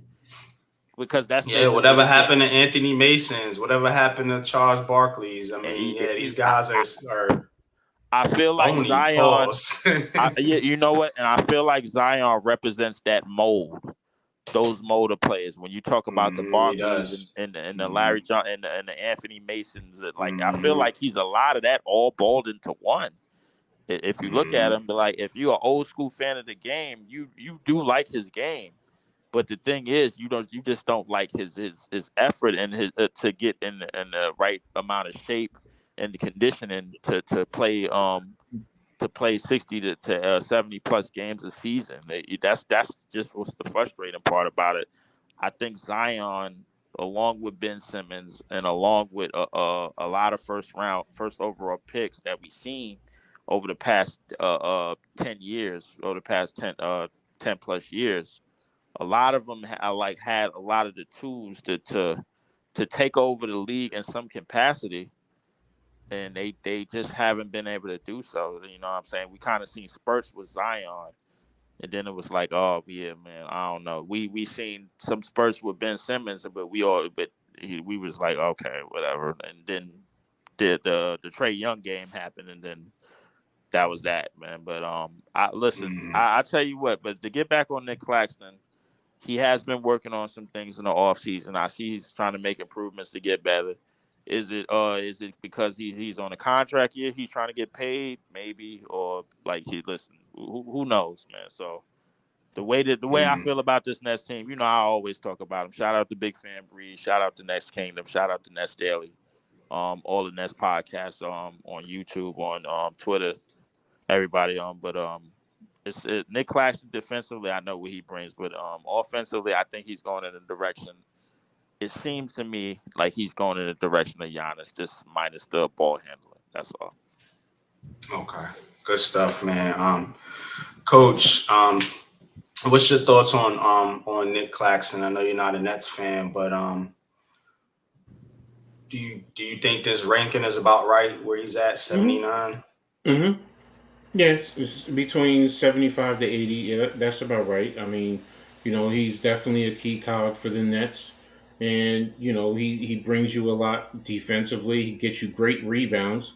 I mean, for a thin guy, he definitely goes and gets it. So, it's just, developing his offensive game, and maybe the Nets need to do a little bit more to incorporate him so that way it can move him up the rankings.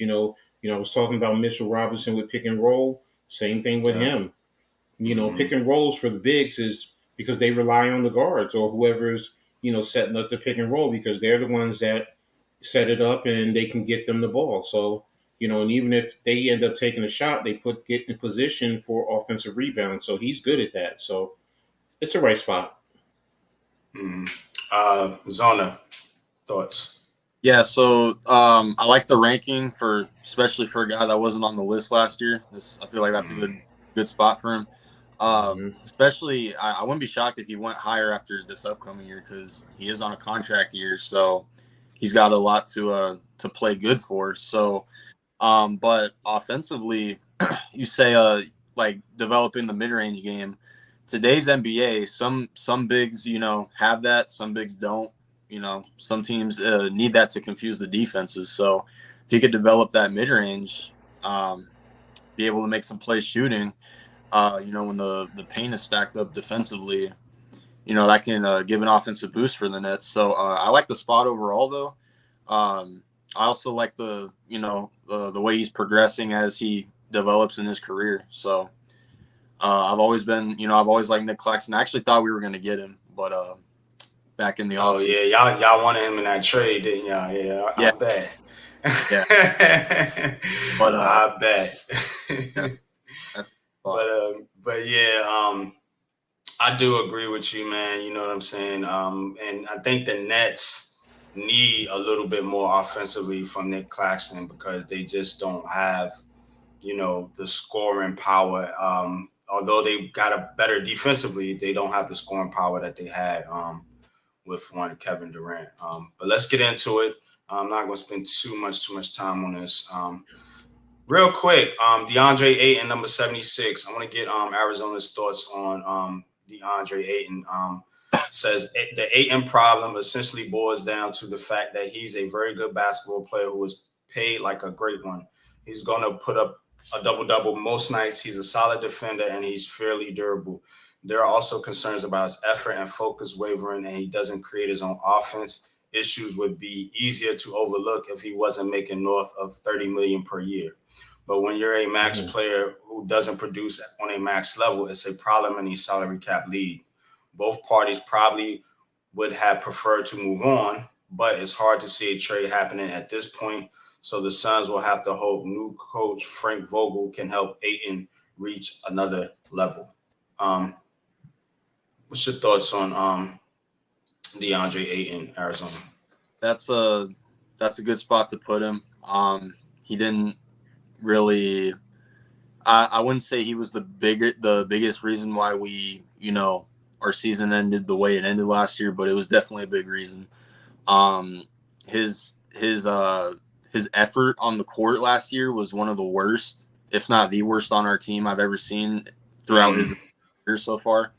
But I don't fully blame it on him because when Monty Williams was our coach, if you go all the way back to that Dallas and Phoenix series in Game 7, ever since that series, they've had at it for each other. But now that he's gone and we have a defensive-minded coach on this team, DeAndre Ayton's got no excuse. You were drafted first overall. You were drafted over Luka Doncic, Trae Young, Shai Gilgeous-Alexander. I can go on and on and on. You were drafted over all these guys. You don't have to average 20 points a game. You have Devin Booker, Bradley Beal, and Kevin Durant on your team. You don't have to average that much, but at least average like a 12, 13, and 10 or something like that, which is something that he's done year in and year out. but at the same time, especially in the playoffs, he averaged not even close to 10 rebounds a game for a team that was going up against Nikola Jokic. You can't do it. And defensive-wise, you know, he was letting Jokic just walk all over us. There was a game where he dropped 55 points. Now, granted, we still won that game. But at the same time, if it weren't for DeAndre Ayton's, you know, lack of effort, who knows? Maybe we get out of that series. But now that the chemistry is kind of synced together, and Frank Vogel, if you know Frank Vogel, his defense is always going to be scrappy. When he was with the, when he was with the Lakers, they were top 3 in I think the 3 years he was there. So it's make it or break it for DeAndre Ayton. If he has another bust year, he's out of here. That's where I'm at. But I know it's a lot, but this is my the last chance I'm giving on DeAndre Ayton. Well, that's where I'm at. Yeah, man. I don't blame you, man. You know what I'm saying? Having KD and the scores that you have, you know, you need this guy to be that role player, you know, around the stars, man, you know. So we'll see with DeAndre Ayton, but $30 million a year, yeah, you got to get more out of that. Yeah. Okay, so you got some people on here. Just trying to get to Knicks. What we got?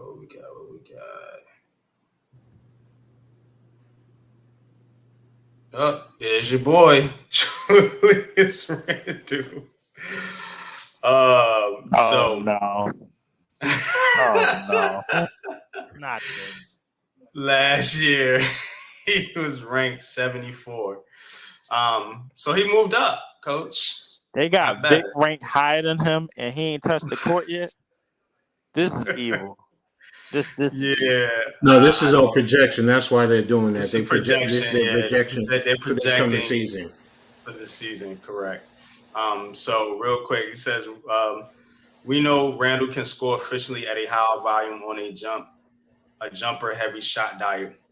We don't know if he can do it in consecutive seasons or in the playoffs. The glass half full perspective is that the Knicks addition of Jalen Brunson opens things up for Randall last season in a sustainable way, only for an ankle injury to limit his effectiveness in the postseason. The glass half empty perspective is that Randall's game, the ball stopping, the tough twos, and the hot and cold three-point shooting doesn't hold up against playoff defenses designed to make him uncomfortable. He earned his 2 All-Star appearances, but it's not an accident that there are non-stars ranked higher on this list. Coach, 59 about right for Julius? No.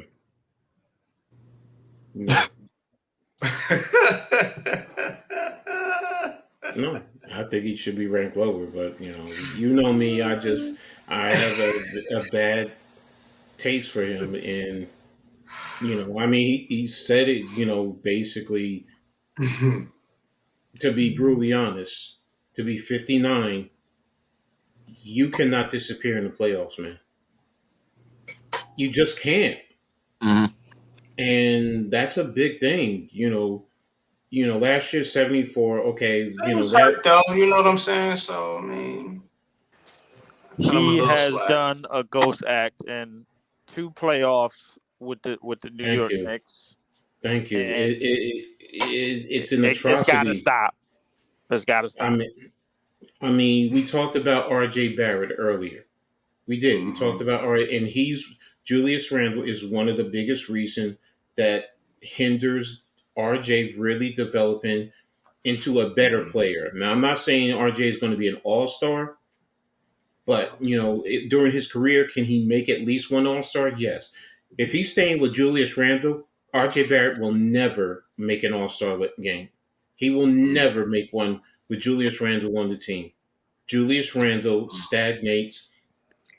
The only person on this team he's not stagnating is Jalen Brunson. And why? Because Jalen holds the rock. But everyone else will either defer to him or He just doesn't give them the ball at certain times when they're open. He doesn't feel the double teams, especially during the playoffs.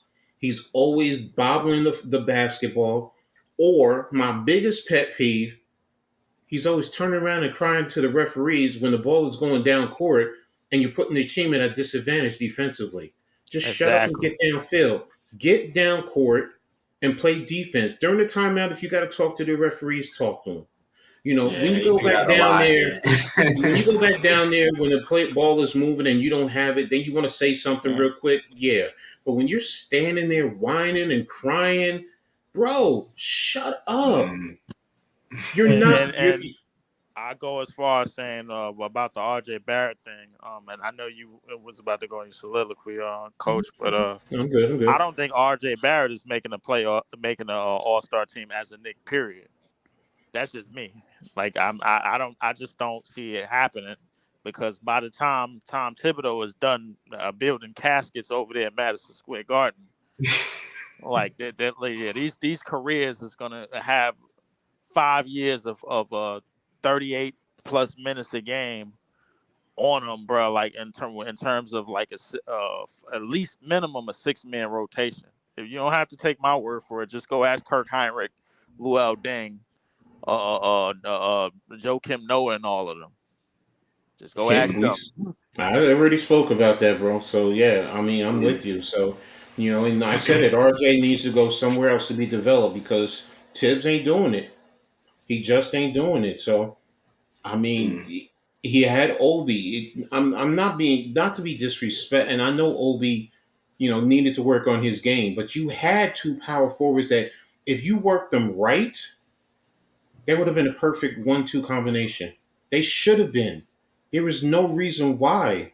When you pull out Randall, Obi should have been able to come in and fill in and do everything. What did you end up doing with Obi? Put him in the corner, shoot threes.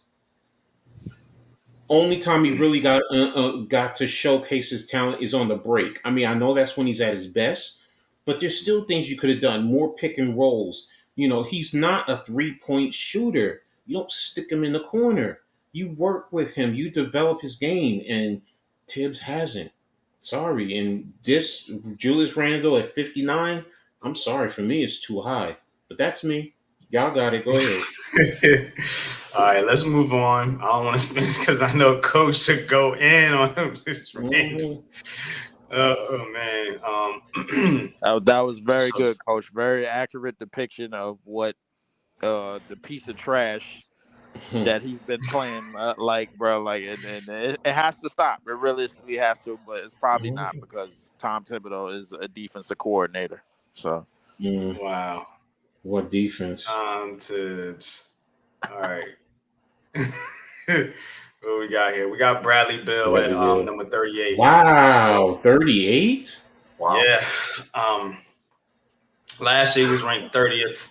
Bill has dropped off in both production and availability since his lone NBA All-Star season in 2021. He's still a lethal creator who puts up 23 points per game on a 51, 37, 84 split last season.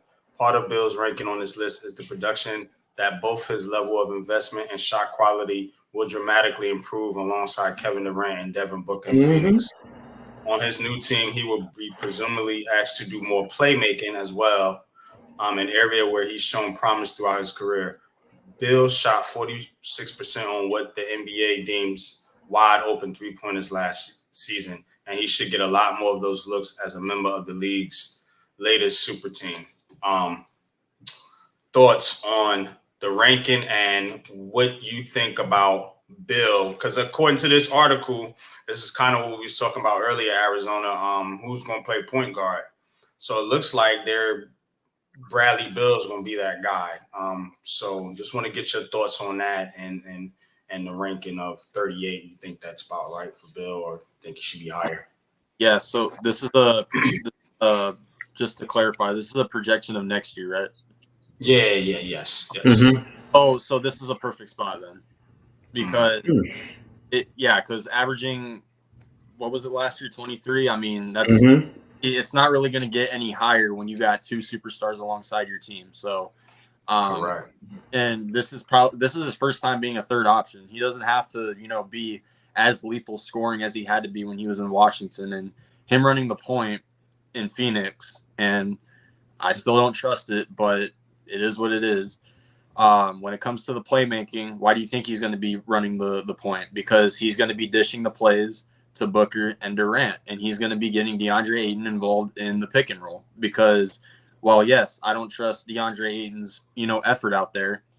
He has always succeeded in the pick and roll, and that's always something that he's been good at. So it's a lot of pressure taken off of Bradley Beal as far as the scoring being the third option. So this is a good spot. I wouldn't put him, and he was 30th last year. So, I mean, it's not really that big a difference anyway. So running the point, that's still something I don't really know about yet. Yeah, I don't like it. It's kind of funky to me. Kind of funky, but at the end of the day, we'll see what happens as far as his playmaking can be with two superstars. But yeah, man. I personally believe that Devin Booker is going to have a lot of the playmaking responsibilities on that team, because he actually peaked as a playmaker, not just last season, but in the playoffs as well. I got a lot of people telling me that that's not the real Devin Booker, that he can't display that again. But I mean, when you're around Kevin Durant, and then you add Bradley Beal to the mix, I mean, why the hell can't you? Yeah. No more double teams or anything, so you can make plays now. Exactly. Absolutely. All right, let's keep it moving. Kyrie Irving. James Harden, another missing overrated player. Yeah, James Harden, another joke. I hope the Clippers get James Harden, please. I hope they don't, actually, because if they do, bro, that means, listen, if I'm Westbrook, I'm not sitting on no bench. Not behind him. No. Yeah. I did that before, bro, and I'm not doing it again. So number 29, we got Mikal Bridges. So last year's ranked 51. Wow, a huge jump by Mikal Bridges, man. I think it's pretty much deserving. Says Bridges jumped 22 spots from last season's ranking, and for good reason. He turned into a star in Brooklyn following a mid-season trade from Phoenix. After he got to the Nets, he averaged 26 points over 27 games on a 47, 38, 89 shooting splits before coming out of the postseason gate with 30 in game one versus Philadelphia. For my money, Bridges is a top 2 perimeter defender along with Drew Holiday, and he might not be number 2. Bridges is a plus 3-point shooter who is effective both on and off the ball, making him a fit for any system. He's a no doubt future All-Star and perhaps All NBA. And Bridges looked very, very good in the FIBA, the U.S. team. Brooklyn Bridges. Now, Mikal Bridges, and I agree here, he is an elite defender. And his offensive game is starting to catch up to his defense. And him, along with Nick Claxton, and I know Leaf agrees with me, and I'm going to pass the mic to him in a minute, makes me believe that the Nets are going to be probably a top 5 defensive team, if not number 1 this season. They have the length, the size, pause to be able to switch and guard on the perimeter like nobody else in the NBA. And it starts with their 2 stars. Mikal Bridges and Nick Claxton can both push for Defensive Player of the Years easily. They just told you that Bridges is a top 2 perimeter defender, you know what I'm saying? So guarding the 3-point line the Nets should be a lot better at that, obviously, than they were when they had Kyrie Irving and Kevin Durant and people like Joe Harris who doesn't play any defense. Leaf, Mikal Bridges jumped 22 spots from last season. He is an ascending player, and he is the man for Brooklyn right now. What are your thoughts on Bridges moving forward? And do you think this ranking is about right? Where he's at right now, 29, just below Jaren Jackson Jr., who he played with on the U.S. basketball team. I personally think the ranking may be a little high, even based on projection. I had him prep. If I had to say, maybe like in the high third, the back end of the 30s or something like that. It might be some spots too high, but I'll take it. To be honest with you, Mikal, I don't think there's not a soul in the world. There's definitely not nobody in the state of Arizona that had Mikal Bridges going from 17 points a game to 26 points a game after the All-Star break on a new team as basically a number one option. There's not a soul in this world that had him doing that.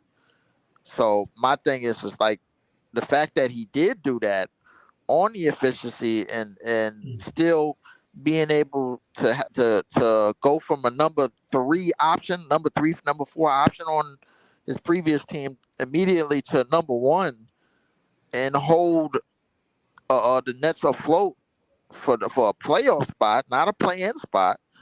A playoff spot was impressive as well. But going forward, obviously, he just has to stay the course.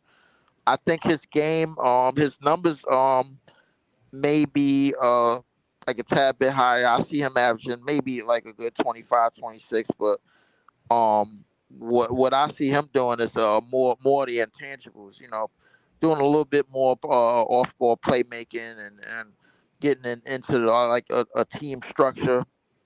I see him more as the X's and O's guy in terms of where he's gonna max out. If the team is like kind of structured around somewhat making him not to necessarily go to scorer, but like making him more of the efficient scorer coming off of down screens and playing in motion offense because he could play like that all game long. Playing off of Ben Simmons playmaking, playing off of DSJ playmaking, playing off of Claxton with the dribble handoffs. That's going to be his thing. Obviously, him as a perimeter defender is definitely going to work. I think the cheat code is him at the 2 instead of at the 3 because him at the 2, you really unlocked him. You really not only unlocked him offensively, but you gave him an advantage over smaller defenders because because at the 2 guard, his wingspan speaks for itself. It's almost like a poor man's Kevin Durant, but yeah, he can just shoot over you. Yeah, so like if you put him at the 2, he looks more closer to Kevin Durant at the 2 because when he's playing off of down screens and playing against those little itty bitty guards, because a lot of teams want to go small this year. That's his advantage. That's his real go-to advantage right there. So defensively, and you don't lose anything on the defensive end. Yes, you know what I'm saying? Because he can guard the 1, 2, the 3, or the 4. Yeah. Well, maybe a little smaller for 4s, but definitely 1, 2, and 3 he can guard. I would definitely keep him subjected to the 1 and 2 because the thing is defensively, if you look at the players that we got, you got DSJ, who's a point of attack defender. You got Royce O'Neal, who's one of the best defenders on his previous team. DFS was one of the best defenders on his previous team. Then you got Claxton. Then you got Ben Simmons coming back. Like defensively, I don't think we lack nothing. And I think like now you have Mikal in basically in a position role defensively where he's going to guard basically 2s. Couple of maybe a few 3-level scorers. Oh, yeah, that's right.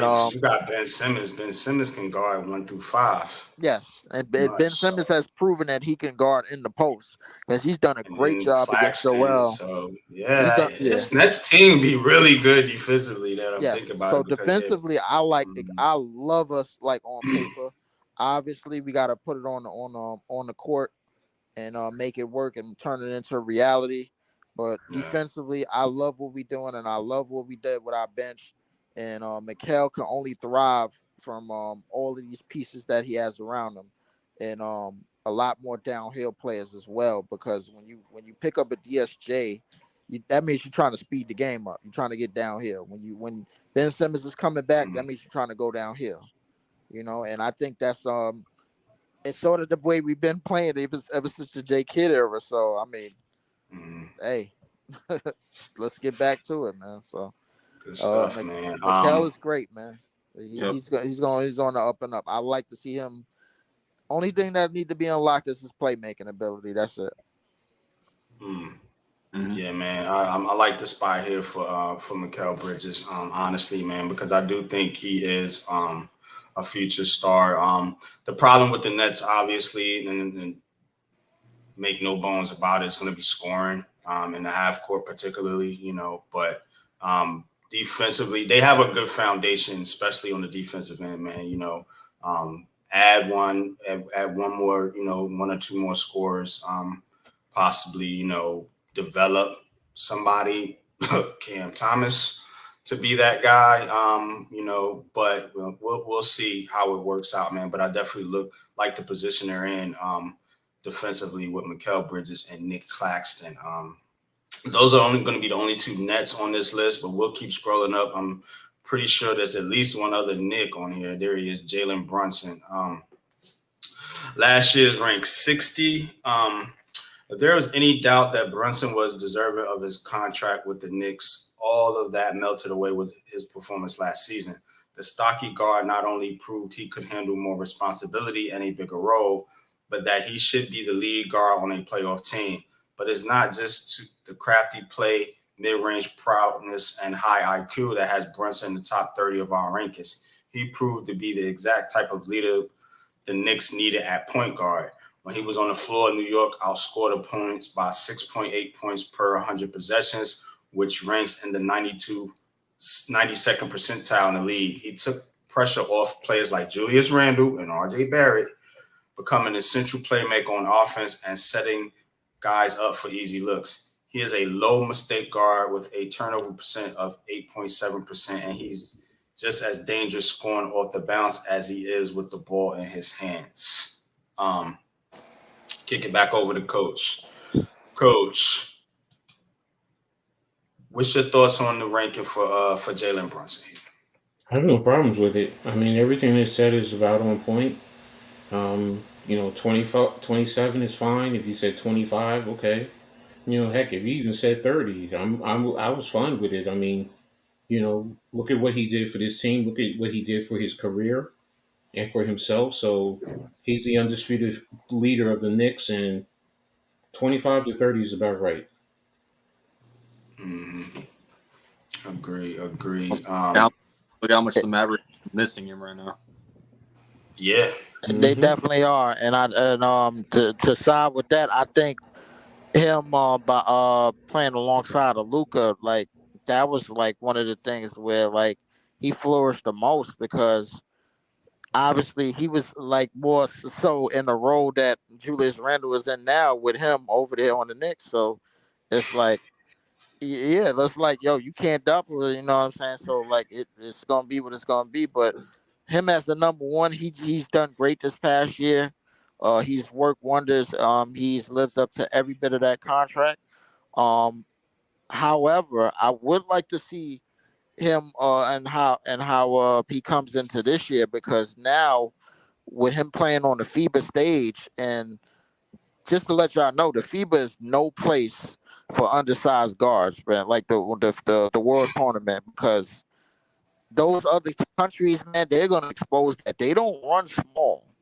They run big, and they run like a potent style of play, players, and they run true basketball schemes, and they're gonna big man you to death, and they're gonna stay in their lane. That's the thing about it. So with the thing with Brunson, I'm worried that the word is out on like, okay, what his weakness is, or like, do you put a bigger lineup out there to like kind of deal with him and basically kind of neutralize him to the point where Julius Randle and RJ Barrett is going to have to step up. That's what I'm worried at, because Well, how do you when you say neutralize? Are you talking about defensively they neutralize him, or when he's on offense?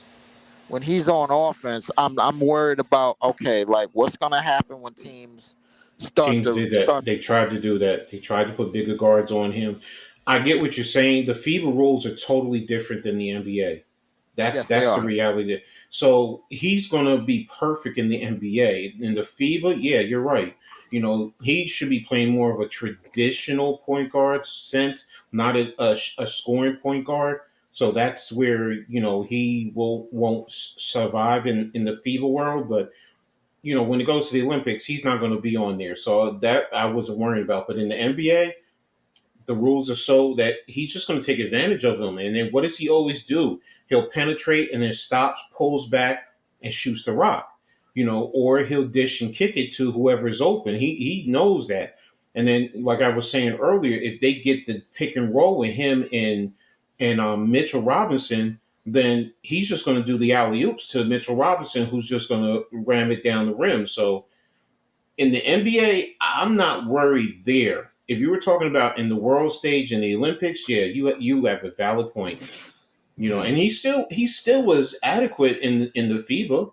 I mean, he Yeah, averaged he what? wasn't bad.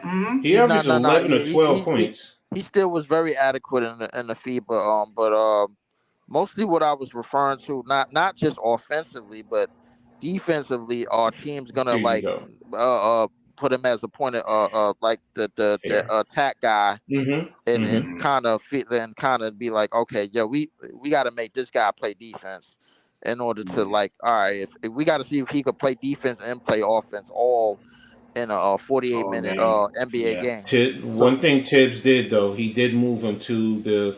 He didn't put him on the primary guard, whoever that was, whether they're point guard or off guard. He would put him on the other guard to give him, in a sense, he would give him a breather. Because yeah, you're right. Teams are going to try and do that, but mhm.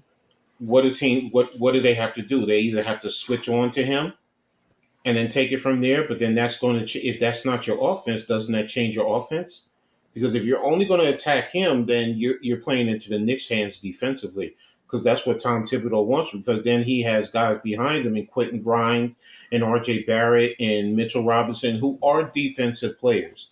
Right. So it does give him some assistance, and he's changed. He's switched off. He's even played some against some threes. But a lot of teams, what do? They do 3 and D, which makes it Yes. easier to defend him. So he's not having to guard someone down in the low box. So I All get where right. you're going.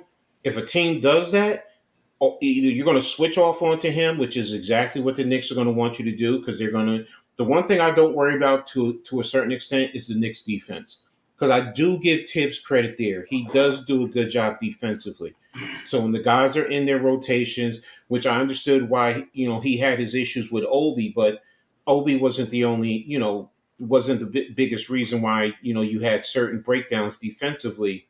So with Brunson, I think he's fine defensively. He knows the system. He knows how to play it. Plus, his pops played under Tibbs, so he knows exactly all the intricate aspects of it. So I don't think teams can take advantage of him to that point. And one other thing is, in comparison to a lot of bigger guards, he's a lot stockier. So it's not. He's tough.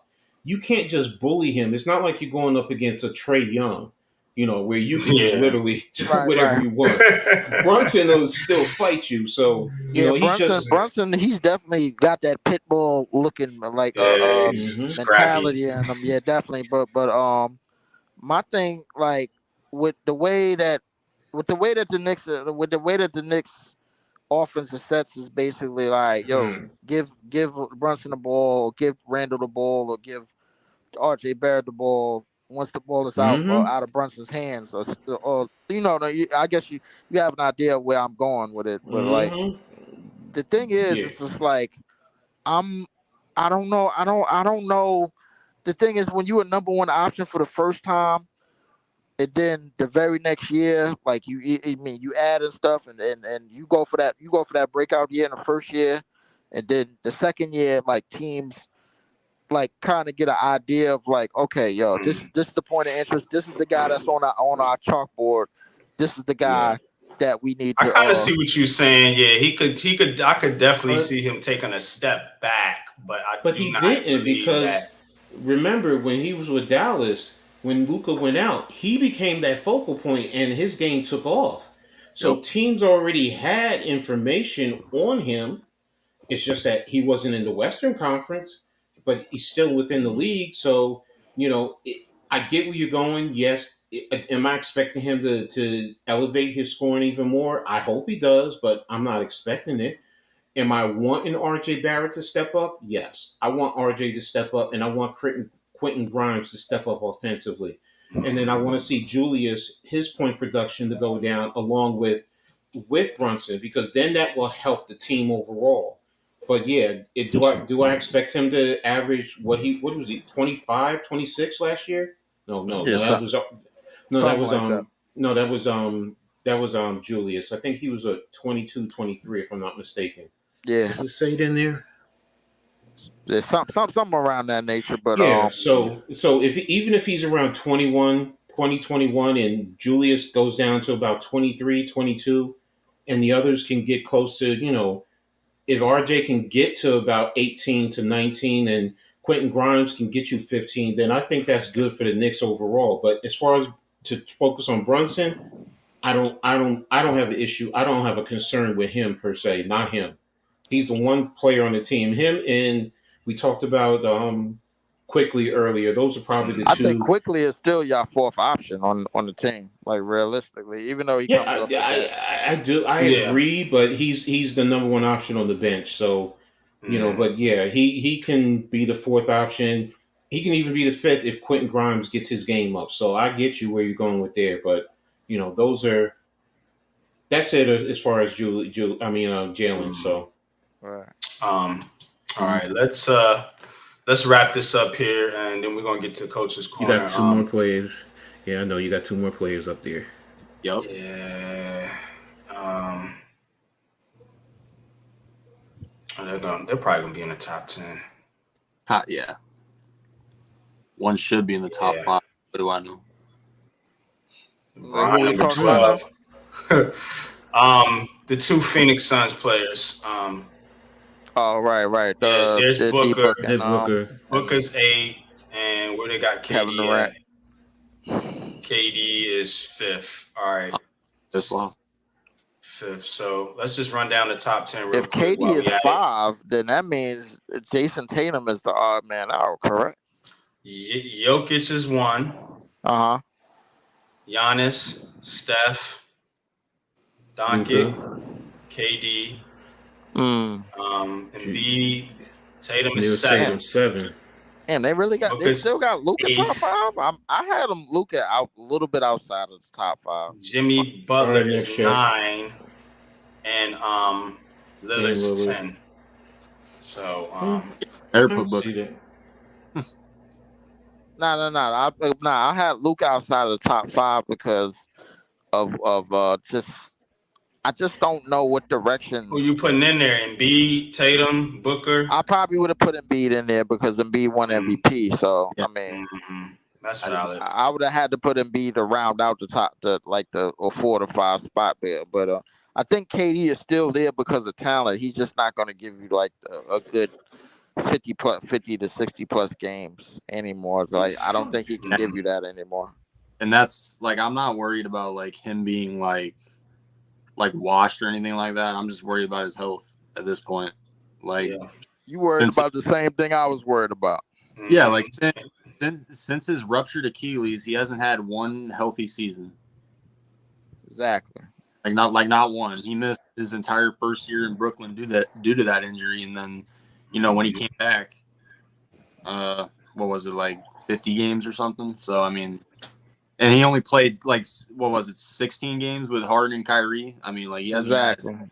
Like that's the only thing that concerns me is his health. I'm not worried about his talent. I'm not worried about him looking like he's washed or anything like that. This entire offseason, him and Booker have been working in the gym. So I'm not worried about, their What's good next shift? I see you. What's good, Kev? I see y'all in the chat, man. Appreciate Kev, what's going on, bro? Like this, don't be talking no ish tonight, man. Like that's all. Oh man. But yeah, man, your thoughts, Arizona, on KD. You talked about KD, but what about Devin Booker? They have Booker here at number 8, and I just want to read what they saying about Booker real quick, man. Then we're gonna wrap this thing up and get in the coach's corner. For the past decade of NBA history, the league's 2 best mid-range marksmen were Chris Paul and Kevin Durant. Perhaps not coincidentally, one of its former teammates of Devin Booker and the other is his current co-star. Whether he picked up some of their picks by omnis or not, Booker will soon claim their mid-range crown. Among the 20 players to attempt the most mid-range jumpers per last season, only Durant topped Booker's 49.4 shooting mark. And then Booker took it to the next level in the postseason by hitting nearly 55% of his attempts. Booker's growth as a playmaker and defender will be critical as the Suns adjust to their new 3-headed scoring monster. But make no mistake, Booker is here because he needs to create a good look late in the game. There's nothing you can do to stop him. Yeah, man, closer, man. Devin Booker, man. So, what's your thoughts on Booker, Arizona? I'm surprised he's not ahead of Kevin Durant, to be honest. And I know that's saying a lot, but at the end of the day, you know, if we're talking about this upcoming season, he's the number 1 option. Appreciate you, Raphael. I don't care what anyone says. This is his team. He's the number 1 option. He's the one that's supposed to be making the plays. He's the one that the team should look at first. And last year in the playoffs, we saw that when he switched to point guard, his points and average went to 32 points per game in the playoffs. His assists went up to 7 on an average when Chris Paul went down with that injury. And now that he's gone, I still feel like he should be the point guard. That's just how I see it after what he did in the playoffs. But wherever he's at, whether it's the 1 or the 2, he's the superstar of this team. He's the one making the plays from the mid-range, the 3, even in the paint too. His inside scoring has really improved in the past couple of years. So, you know, he can score from anywhere. He can draw fouls. He can, like, anything. So, as of right now, he was 10th last year, so not that much of a difference. This is a good spot for him. I feel like by the end of this year, he'll probably reach that top 5, you know, area. But as of right now, he's in his prime. He's got everything around him now. It's this is our year to win. So, and he's the number 1 option. He's the focus. So this is a good spot for him.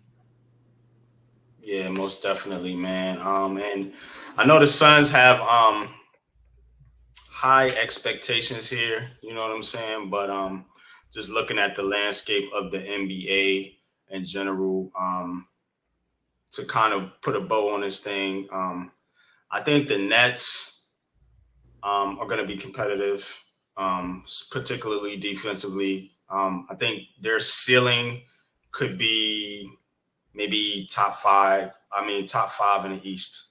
That's the ceiling. The floor would probably be a play-in team. And I kind of got the Knicks kind of in that similar mode. I think the ceiling for the Knicks maybe top 4 or 5 in the East, and the floor would be, you know, that 7th, 8th range. You know, with the Phoenix Suns, you guys got to win a chip, and that's it. You don't bring Kevin Durant, Bradley Beal, and all these pieces there, man, and don't win. And in the Western Conference, it's going to be a tough road for you guys. I'm not going to lie. You know, you still got Golden State. You can't dismiss the Lakers. You have Denver coming off a championship. You know, what's the Clippers? They'll still be in the mix. You know what I'm saying? You got OKC. Dallas. You have OKC. You know, on the come up, you know what I'm saying? We'll see what Memphis and Ja Morant, you know, see what kind of condition he's in, you know what I'm saying? But if he's right, they're going to be right there, you know? So in the West, I think it's a tough sledding, man, but you guys have the pieces, you know, health being the biggest factor, you know what I'm saying? But if those guys stay healthy, I don't see any reason, you know, Phoenix should at least be in the finals, you know. So, but dope stuff, man. But we're gonna wrap it up with Coach's Corner, man. So I'm gonna I'm gonna give you the floor, coach, and you're gonna take us around college and women's sports. So Mhm. definitely appreciate all y'all for stopping through tonight.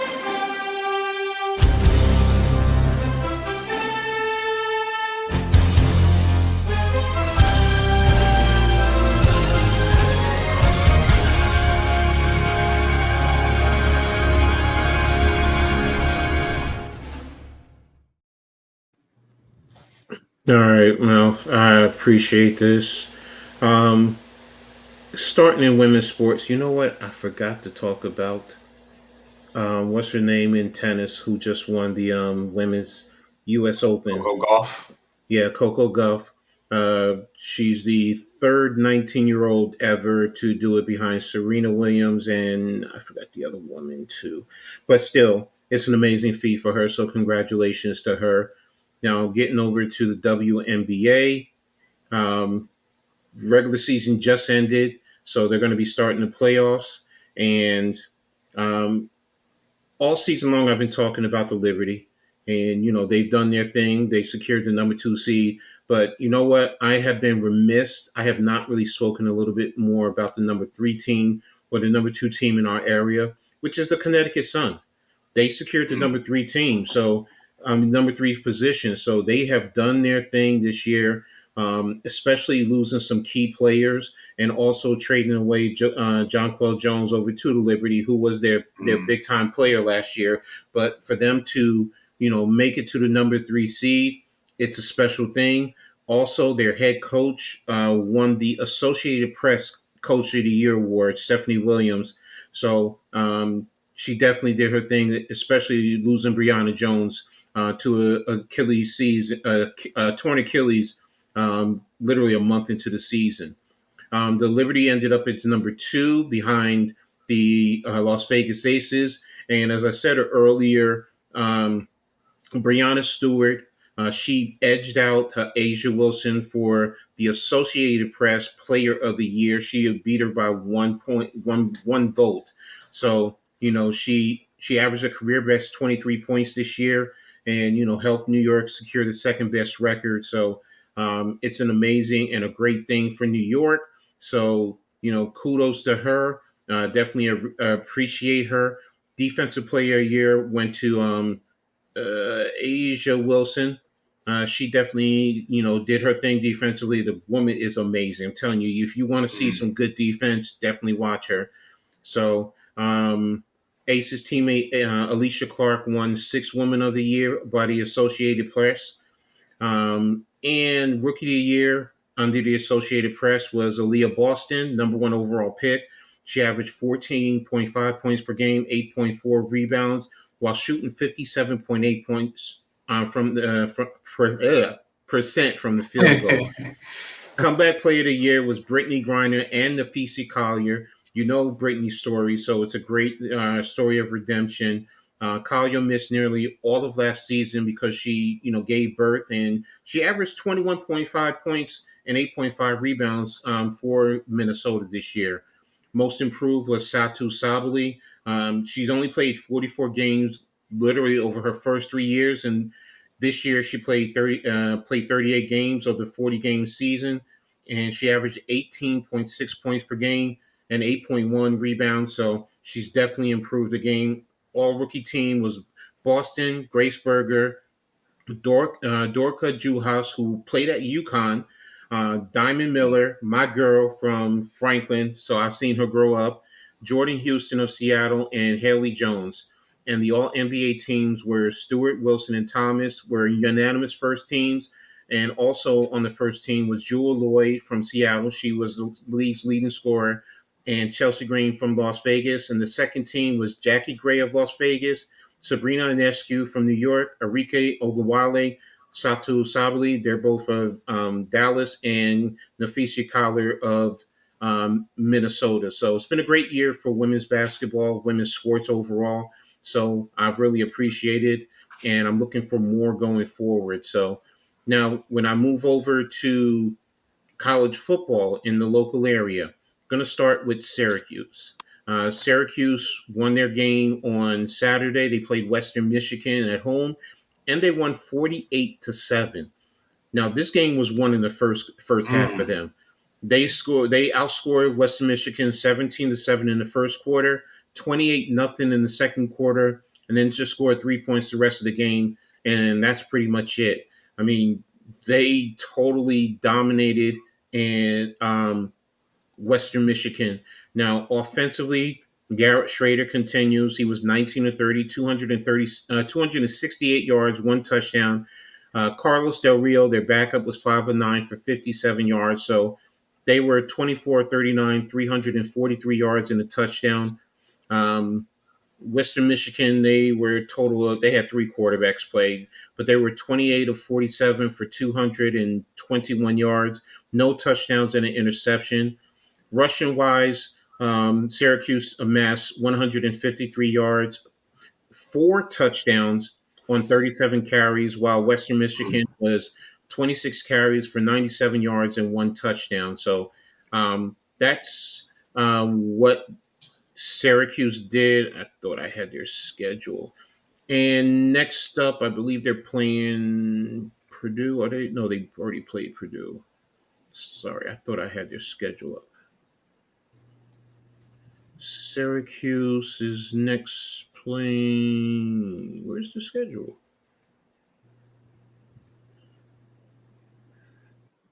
All right, I'll find it in 1 second. All right, I'm going to move on to Rutgers. Sorry, I don't know. Nah, you good. Schedule. You I thought good. they had that. I see you, Mike. Rutgers then played Temple on Saturday night. They beat Temple 36-7, and to be honest with you, it really wasn't that close. They played a very physical brand of football. Now, Gavin Wimsett, their starting quarterback, well, he wasn't efficient passing. He was 10 of 21, 198 yards, 1 touchdown.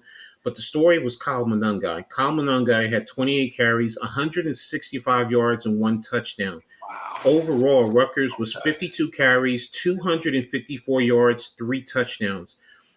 Temple was 24 carries, 68 yards total, no touchdowns. Now, their starting quarterback, E.J. Warner, yes, he is the son of Hall of Famer Kurt Warner, was 20 of 48, 230 yards, 1 touchdown, 2 interceptions. Rutgers is usually efficient in attacking offenses. So that's Kurt Warner's son? Yep, that's Kurt Warner's son playing down at Temple. Last year he got his Kurt first. Warner got 30 kids? Something like that. So, a lot of kids. But that's why he was like Kurt Warner's son. I'm thinking which one? Yeah. The thing about it, some fans were, frustrated because we didn't get a lot of sacks defensively. But E.J. Warner gets the ball out of his hands fast. As Giants fans, we complain about, Eli Manning. Well, I mean, not Eli. Daniel Jones, thank you. Yeah. Holding on to the ball too long. You don't get that from E.J. Warner. He literally gets the ball out of his hands in about 2 seconds. So, but Rutgers, they did what they were supposed to do. They played a physical brand of football. They blitzed them in the fourth quarter because they scored basically 13 points by halftime and then 23 points in the fourth quarter, while Temple scored 7 from there. But that's because Rutgers was physical. They were pounding them with the run and playing some tough defense, some tough physical defense. So next up for Rutgers is Virginia Tech. Virginia Tech comes in at 1-1, so it's going to be a big game. Now, some of the things that I'm hearing about Virginia Tech is they're missing a lot of key players. They don't know if their starting quarterback is going to play because he's out. They lost their starting tight end for the season. Their number 1 receiver is not going to be playing. Their number 1 running back might not be playing. Their number 2 receiver, I think, is also out of the game. So I think they've lost offensively 6 players. So this is an opportune time for Rutgers to really pounce on them, because after that, they travel to Michigan to play Michigan in Ann Arbor. So now this is a game Rutgers should win. But it is some concerns because Virginia Tech's backup quarterback is the type of quarterback that gives Rutgers problems. He's a dual threat quarterback. So Rutgers has always had problems defending, under Shiano, has always had a problem defending dual threat quarterbacks. So hopefully they can get that together. They did get a lot of their defensive players back. They're also going to have their full plethora of running back because Aaron Jones is going to be back. And they actually go 5 deep at running back. That's how deep they are there. They do have issues with one of their transfers. They let them know at the beginning of the season, right at the very first game, that there's problems with his transfer, which is upset Coach Shiano about it. So, but Rutgers right now is 2-0, and hopefully they should come out of this Saturday 3-0. They play Saturday at home at 3:30. So that's what we have there. My school, Keene, we lost again. I don't want to get too much into it. I'm just getting a little frustrated. So, and last thing I want to talk about is Rutgers and St. John's. They both agreed to play an exhibition game in support of the Jimmy V Foundation. So, that's it's supposed to be played October 21st at the Carnesec Arena in New York. So it's a 2:00 tip off, but it's a great thing to do, especially raising money for cancer, but also it's a exhibition, a scrimmage, however you want to categorize it. But that's great for the two local teams, getting to face each other and, get some work in. And we get to see a little bit more of Rutgers because, they did go 3-0 overseas. And now that they're going to be back home, St. John's is not going to be an easy team to play. So, we'll see how they do going forward. So, but did I have something else? Oh yeah, last thing I wanted to talk about. While it is not directly associated to the tri-state. It's associated because this school plays Rutgers, and it's the situation with Michigan State and their head coach Mel Tucker. Now, originally there was rumors that he was fired. And I didn't find out until Sunday night that he was suspended without pay. And this is over allegations of sexual harassment. Now, last year, they brought in Brenda Tracy. She's a woman who in 1998 was gang raped by football players. And she didn't finally speak out until 2014. And it was a long process. But, she finally got her,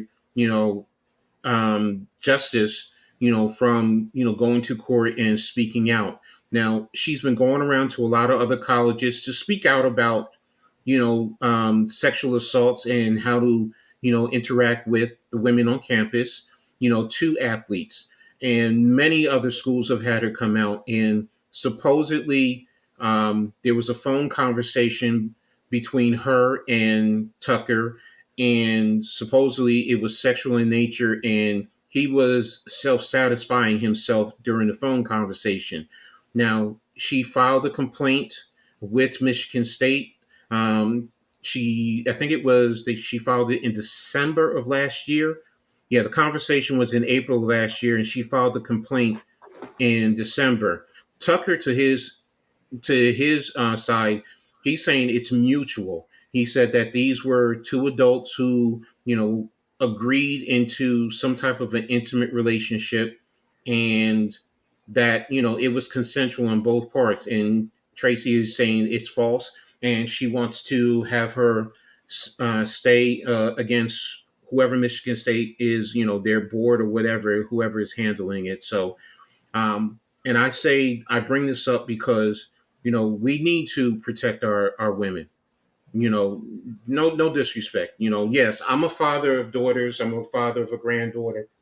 So yes, I mean it's something special. Well, I don't want to say special. It means much more to me because I've raised daughters, and I've stressed the importance of protecting them and being there for them at all costs. And you know what, guys? Yeah, sometimes we have to. Thank you, Levance. I see Purdue. Thank you. We have to be mindful of it. And yeah, it may suck, but you gotta, to the point, you got to ask and put it on make sure that there's no misunderstanding, because yes, it does happen, a misunderstanding. You may read one thing one way and she's saying another thing the other way. And if it has to be, you know what, why do you keep asking me? I keep telling you yes. Well, guess what? I don't want you to misunderstand. I care about you, whatever, however you want to present it. But the point is, you got to make sure that she is in agreement with this. And far too many times throughout in college, guys, young men think that it is their right to just do whatever they want. And they think that a woman is saying one thing without being totally clear. You're smoking or you're drinking or whatever. And for me, as a former athlete and as a coach, it bothers me that we have our young men thinking like this. We have to stop. We have to stop. And a coach, for that matter, you are in a position of power, and you know what this woman has been through. I don't care if you were attracted to her. You need to shut that down. If she comes on to you, shut it down, because you have to be mindful of what she has been through. And whether you two are attracted to each other, no. If it's going to be something serious, don't even make it sexual. Just make it friends and let it build up over the course of time, a year, whatever. But as guys, we're impatient. We want to hit the skins as fast as possible. But I mean, let's be real. We're all adults here, and that's the truth. But the other fact of the matter is, sometimes you have to pull the reins on yourself, and it's hard.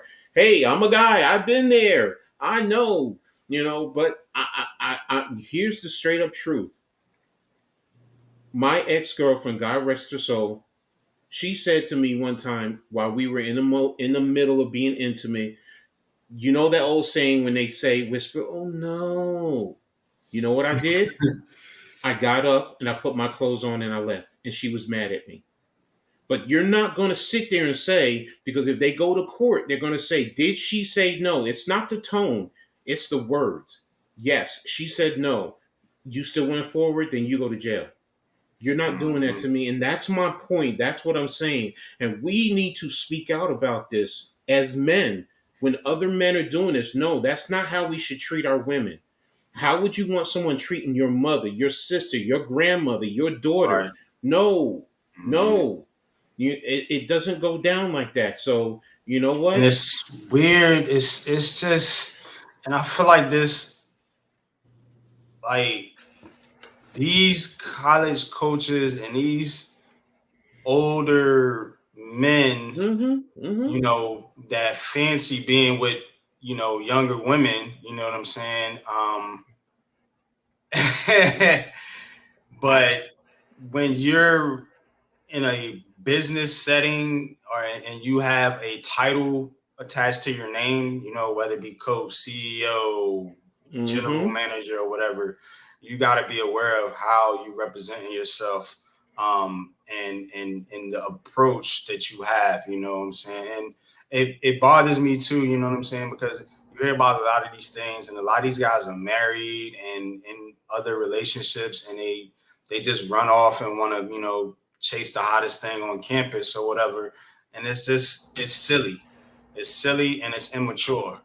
You know what Exactly. I mean? It's very immature, you know what I'm saying? Because, us as men, we got to know when to keep our, in your joint, you know what I'm saying? Because at the end of the day, that what you chasing, and I'm being careful with my words, it ain't worth it. It Nope, just ain't you're worth right. it. You know what I'm saying? So You're 100% right. And here's the last thing I want to say to this, because even if he was to be found innocent and say it was mutual, it's still a vibe, because your contract says you cannot have inappropriate relationships. That's a crossover. She was a client. It's just like if you're in the corporate world and you have a client come in, you cannot get involved in any type of intimate relationship. You can't. That's a violation. You can be fired. So, you know what? Let's control ourselves. What does Tom say? A majority of the women's future population is about to be the worst, no self-respect. No, you're right, Tommy. You're so right. Which is why as a father, I was so strict with my girls. They they as teenagers, as young adults, they didn't like it, but now they've come to understand it. They're very peculiar. They're not promiscuous.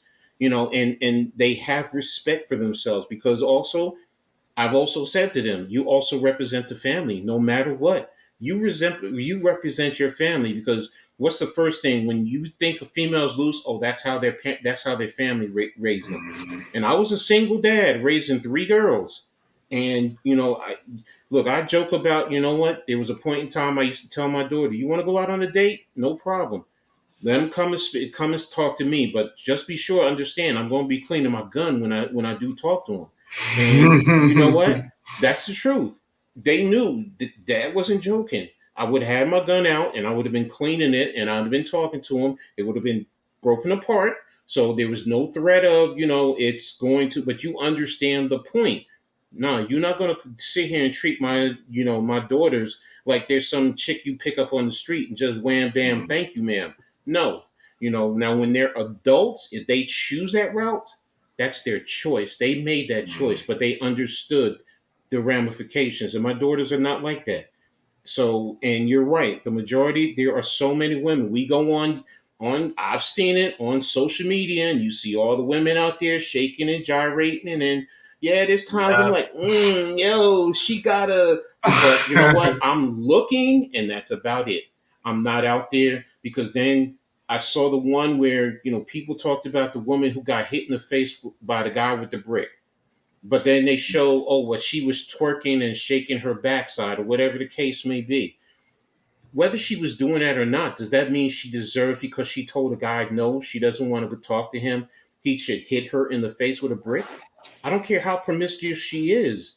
No, you don't do that. And that's why, to me, this is important. We need to have discussions like this more and more in our society so we can all, men and women, we can, adjust our morals, if you want to say, but at least, have some self-respect.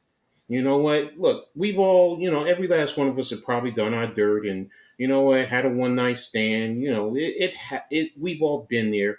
But you know what? You can't go one night after the other thinking like that you can do that, or guys thinking that women are your sexual toys and you can do whatever you want with them. No, they're human beings. They're people. They have a family.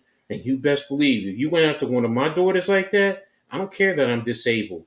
I don't care. I'm telling you, you have two choices. You better put my fat ass 6 feet down because I'm taking you out if you hurt my daughters or my granddaughter or my mother or my sisters. That's how I am. That's how I live. And you know what? I'll go to jail. And my daughters know I'll do life in prison if it comes to them.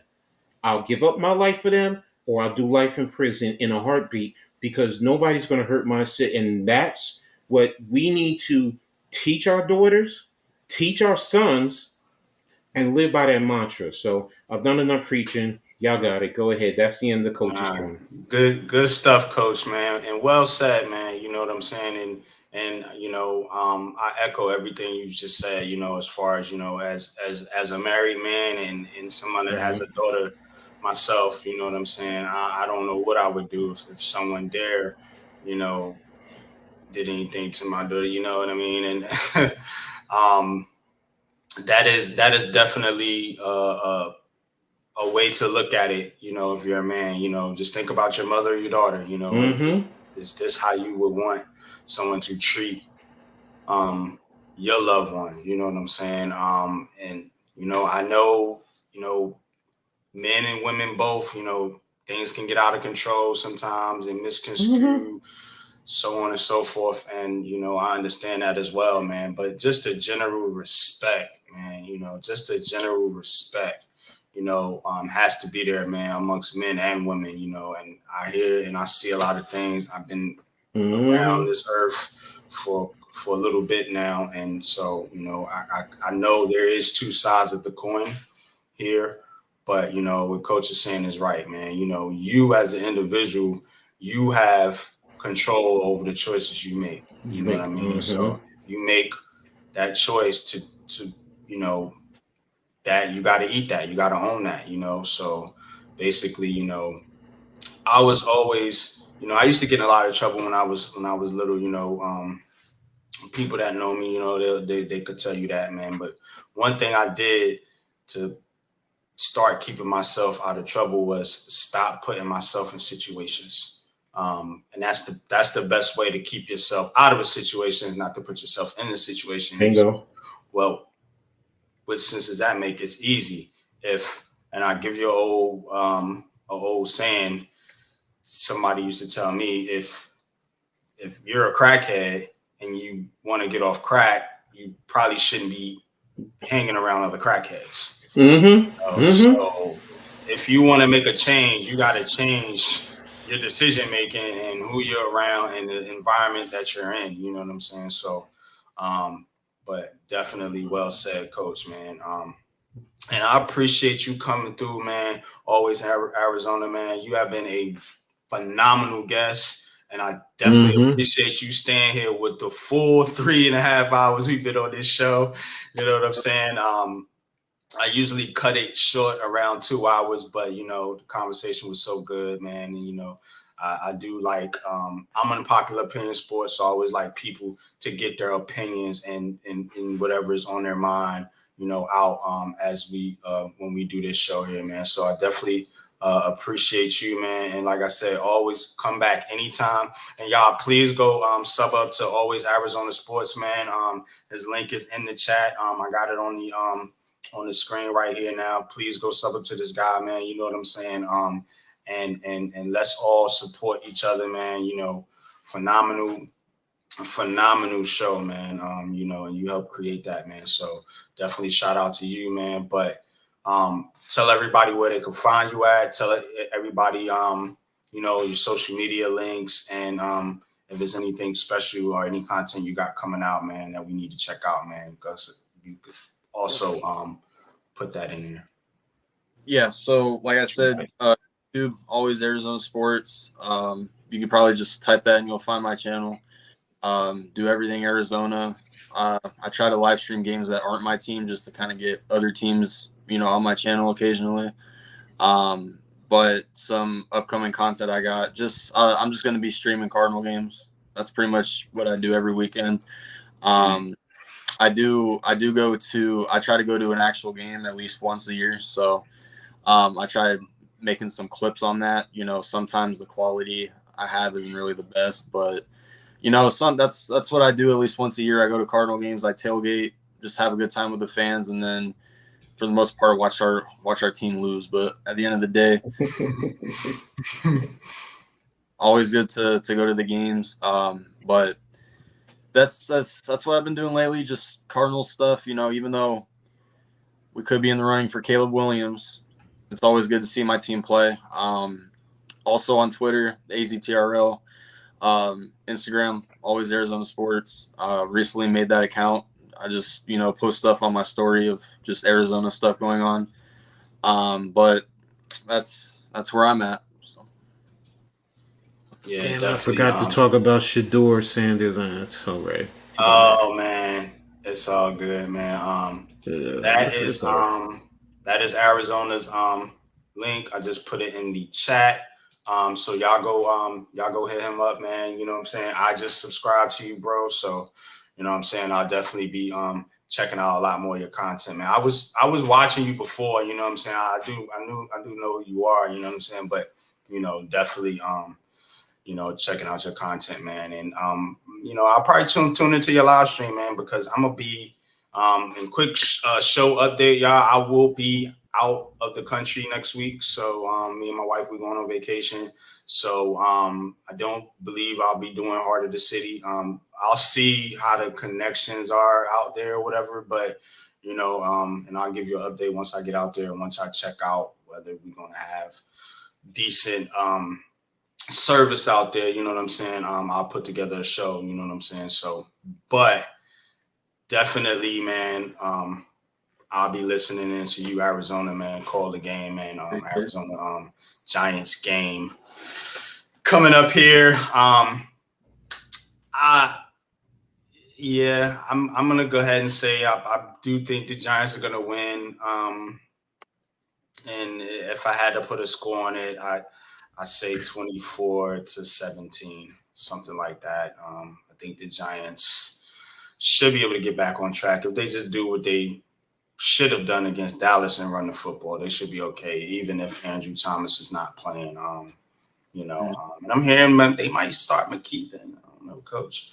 But anyway, man, definitely appreciate all y'all coming through, man. Shout out to the chat, man. Shout out to Mike, Willie Black. That's my homeboy, man. I get you that 100, man. My dumb ass, man. I always bet on these fucking Giants, man. Excuse my language, but big fan Breezy, of course, man. Tommy for one, Tommy, man. Always holding down the chat, man. I definitely appreciate you, man. You guys make the show, man. So don't, you know what I'm saying? Don't ever feel like I'm ignoring your comments or anything like that. I read every comment.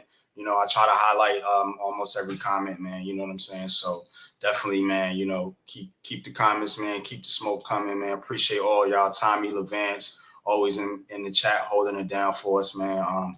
Raphael, of course, man. Next Shift, Kev, appreciate all y'all coming through, man. Of course, man. Big Dog, Big Pat Sports Talk. You already know what it is, man. That's my bro. Hit Squad, of course, D Dan. You know, everybody coming through. Alfonso, appreciate you coming through, man. All the Cowboys fans coming through to troll me, man. But, you know, I deserve it. I talk shit. So it was a gamble. Yeah, bookends. Appreciate you coming through, man. You know what I'm saying? So we have, we have pretty much regulars show up on the show, man. You know what I'm saying? So I always like to shout out my chat, man. You know, want to make everybody feel included and part of the show. But before we get out of here, Coach, tell the people what you got coming up. Tomorrow I got another Read and Attack sports show on Shadow World's media network. Make sure you tune into that. If not, you can always catch me on iHeart, Amazon, Apple. You know, if you're on iHeart, just type in Coach Ed Gladney's Read and Attack. It'll come up. The others you can type in either Shadow Worlds or the Unconcealed show. It'll come up. What am I? I'm probably going to bring back the Smash Mouth Trash Talk. Last week was just last week was just a little bit too much, so to be on Friday. I watch everybody's content, but I do have my favorite shows like the NFC East Roundup. That's one of my favorites that Mac and Adam do. That Smash Mouth Trash Talk. That's another one of my favorites, man. No, I know it has to get build up to it, and I get it. Oh, yeah. We'll get it there. You already know how we do. Yeah, man. no. Crew. We'll get it up. Last week was just so much for me, other stuff. So, I already last week. I put up a couple of the game strategies. So I'm trying to see what I can do this week for game strategy. Again, with the team the way it is, it's like, what do I sit here and strategize? Because it's hard, especially looking at Arizona. It's like, what do I sit here and try and strategize? But I'm probably definitely going to do that. I'll tell you what, Coach. If the Giants sleep on this Arizona pass rush, oh yeah, I know that they're going to be in for a dogfight. Yes, if they sleep. Someone on your receiving core has to step up. Our secondary sucked on Sunday. So someone on your receiving core has got to have if you can't get the ball down the field, it doesn't matter what your receivers do.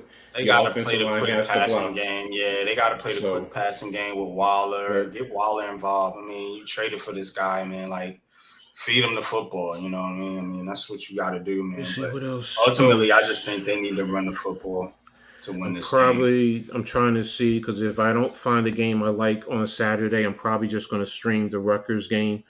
Because Mitch has been asking me consistently to stream another college game because he loved when I did the LSU and FSU game. So, I'm trying to see, some of the games this week. Oh damn, they got one Friday night. Oh no, it comes on the 7th. No, I don't know. I'm going to look and see. Oh, Minnesota UNC. that might be a good one on the same time as Rutgers. Nope, can't do it. See, that's the other thing. It's like when you find a game you want to do, you can't do it because the school you want to watch is playing at the same time. Because Alabama, I couldn't do Alabama's game because Rutgers was playing at the same time. So, but we'll see. I got you, man. But yeah, we're gonna get on up out of here, man. Like I said, definitely appreciate each and every one of y'all for joining the show, man. 3.5, man. You know what I'm saying? So definitely, man. Tennessee, Florida. I might do Tennessee, Florida. Okay. I think I'm gonna do Tennessee, Florida. But we're gonna leave out with the sponsor commercial, man, and then Heart of the City outro, man. But till next time, man, y'all, peace. Shadow Worlds Radio, a radio media outlet. The Read and Attack Show, Coach Ed's Amazing World of Sports. Go Travels, the go-to for all your sporting events. Wise Consulting Solutions, the wise choice for a better future. The Big Blue Crew, the best damn sports network on YouTube.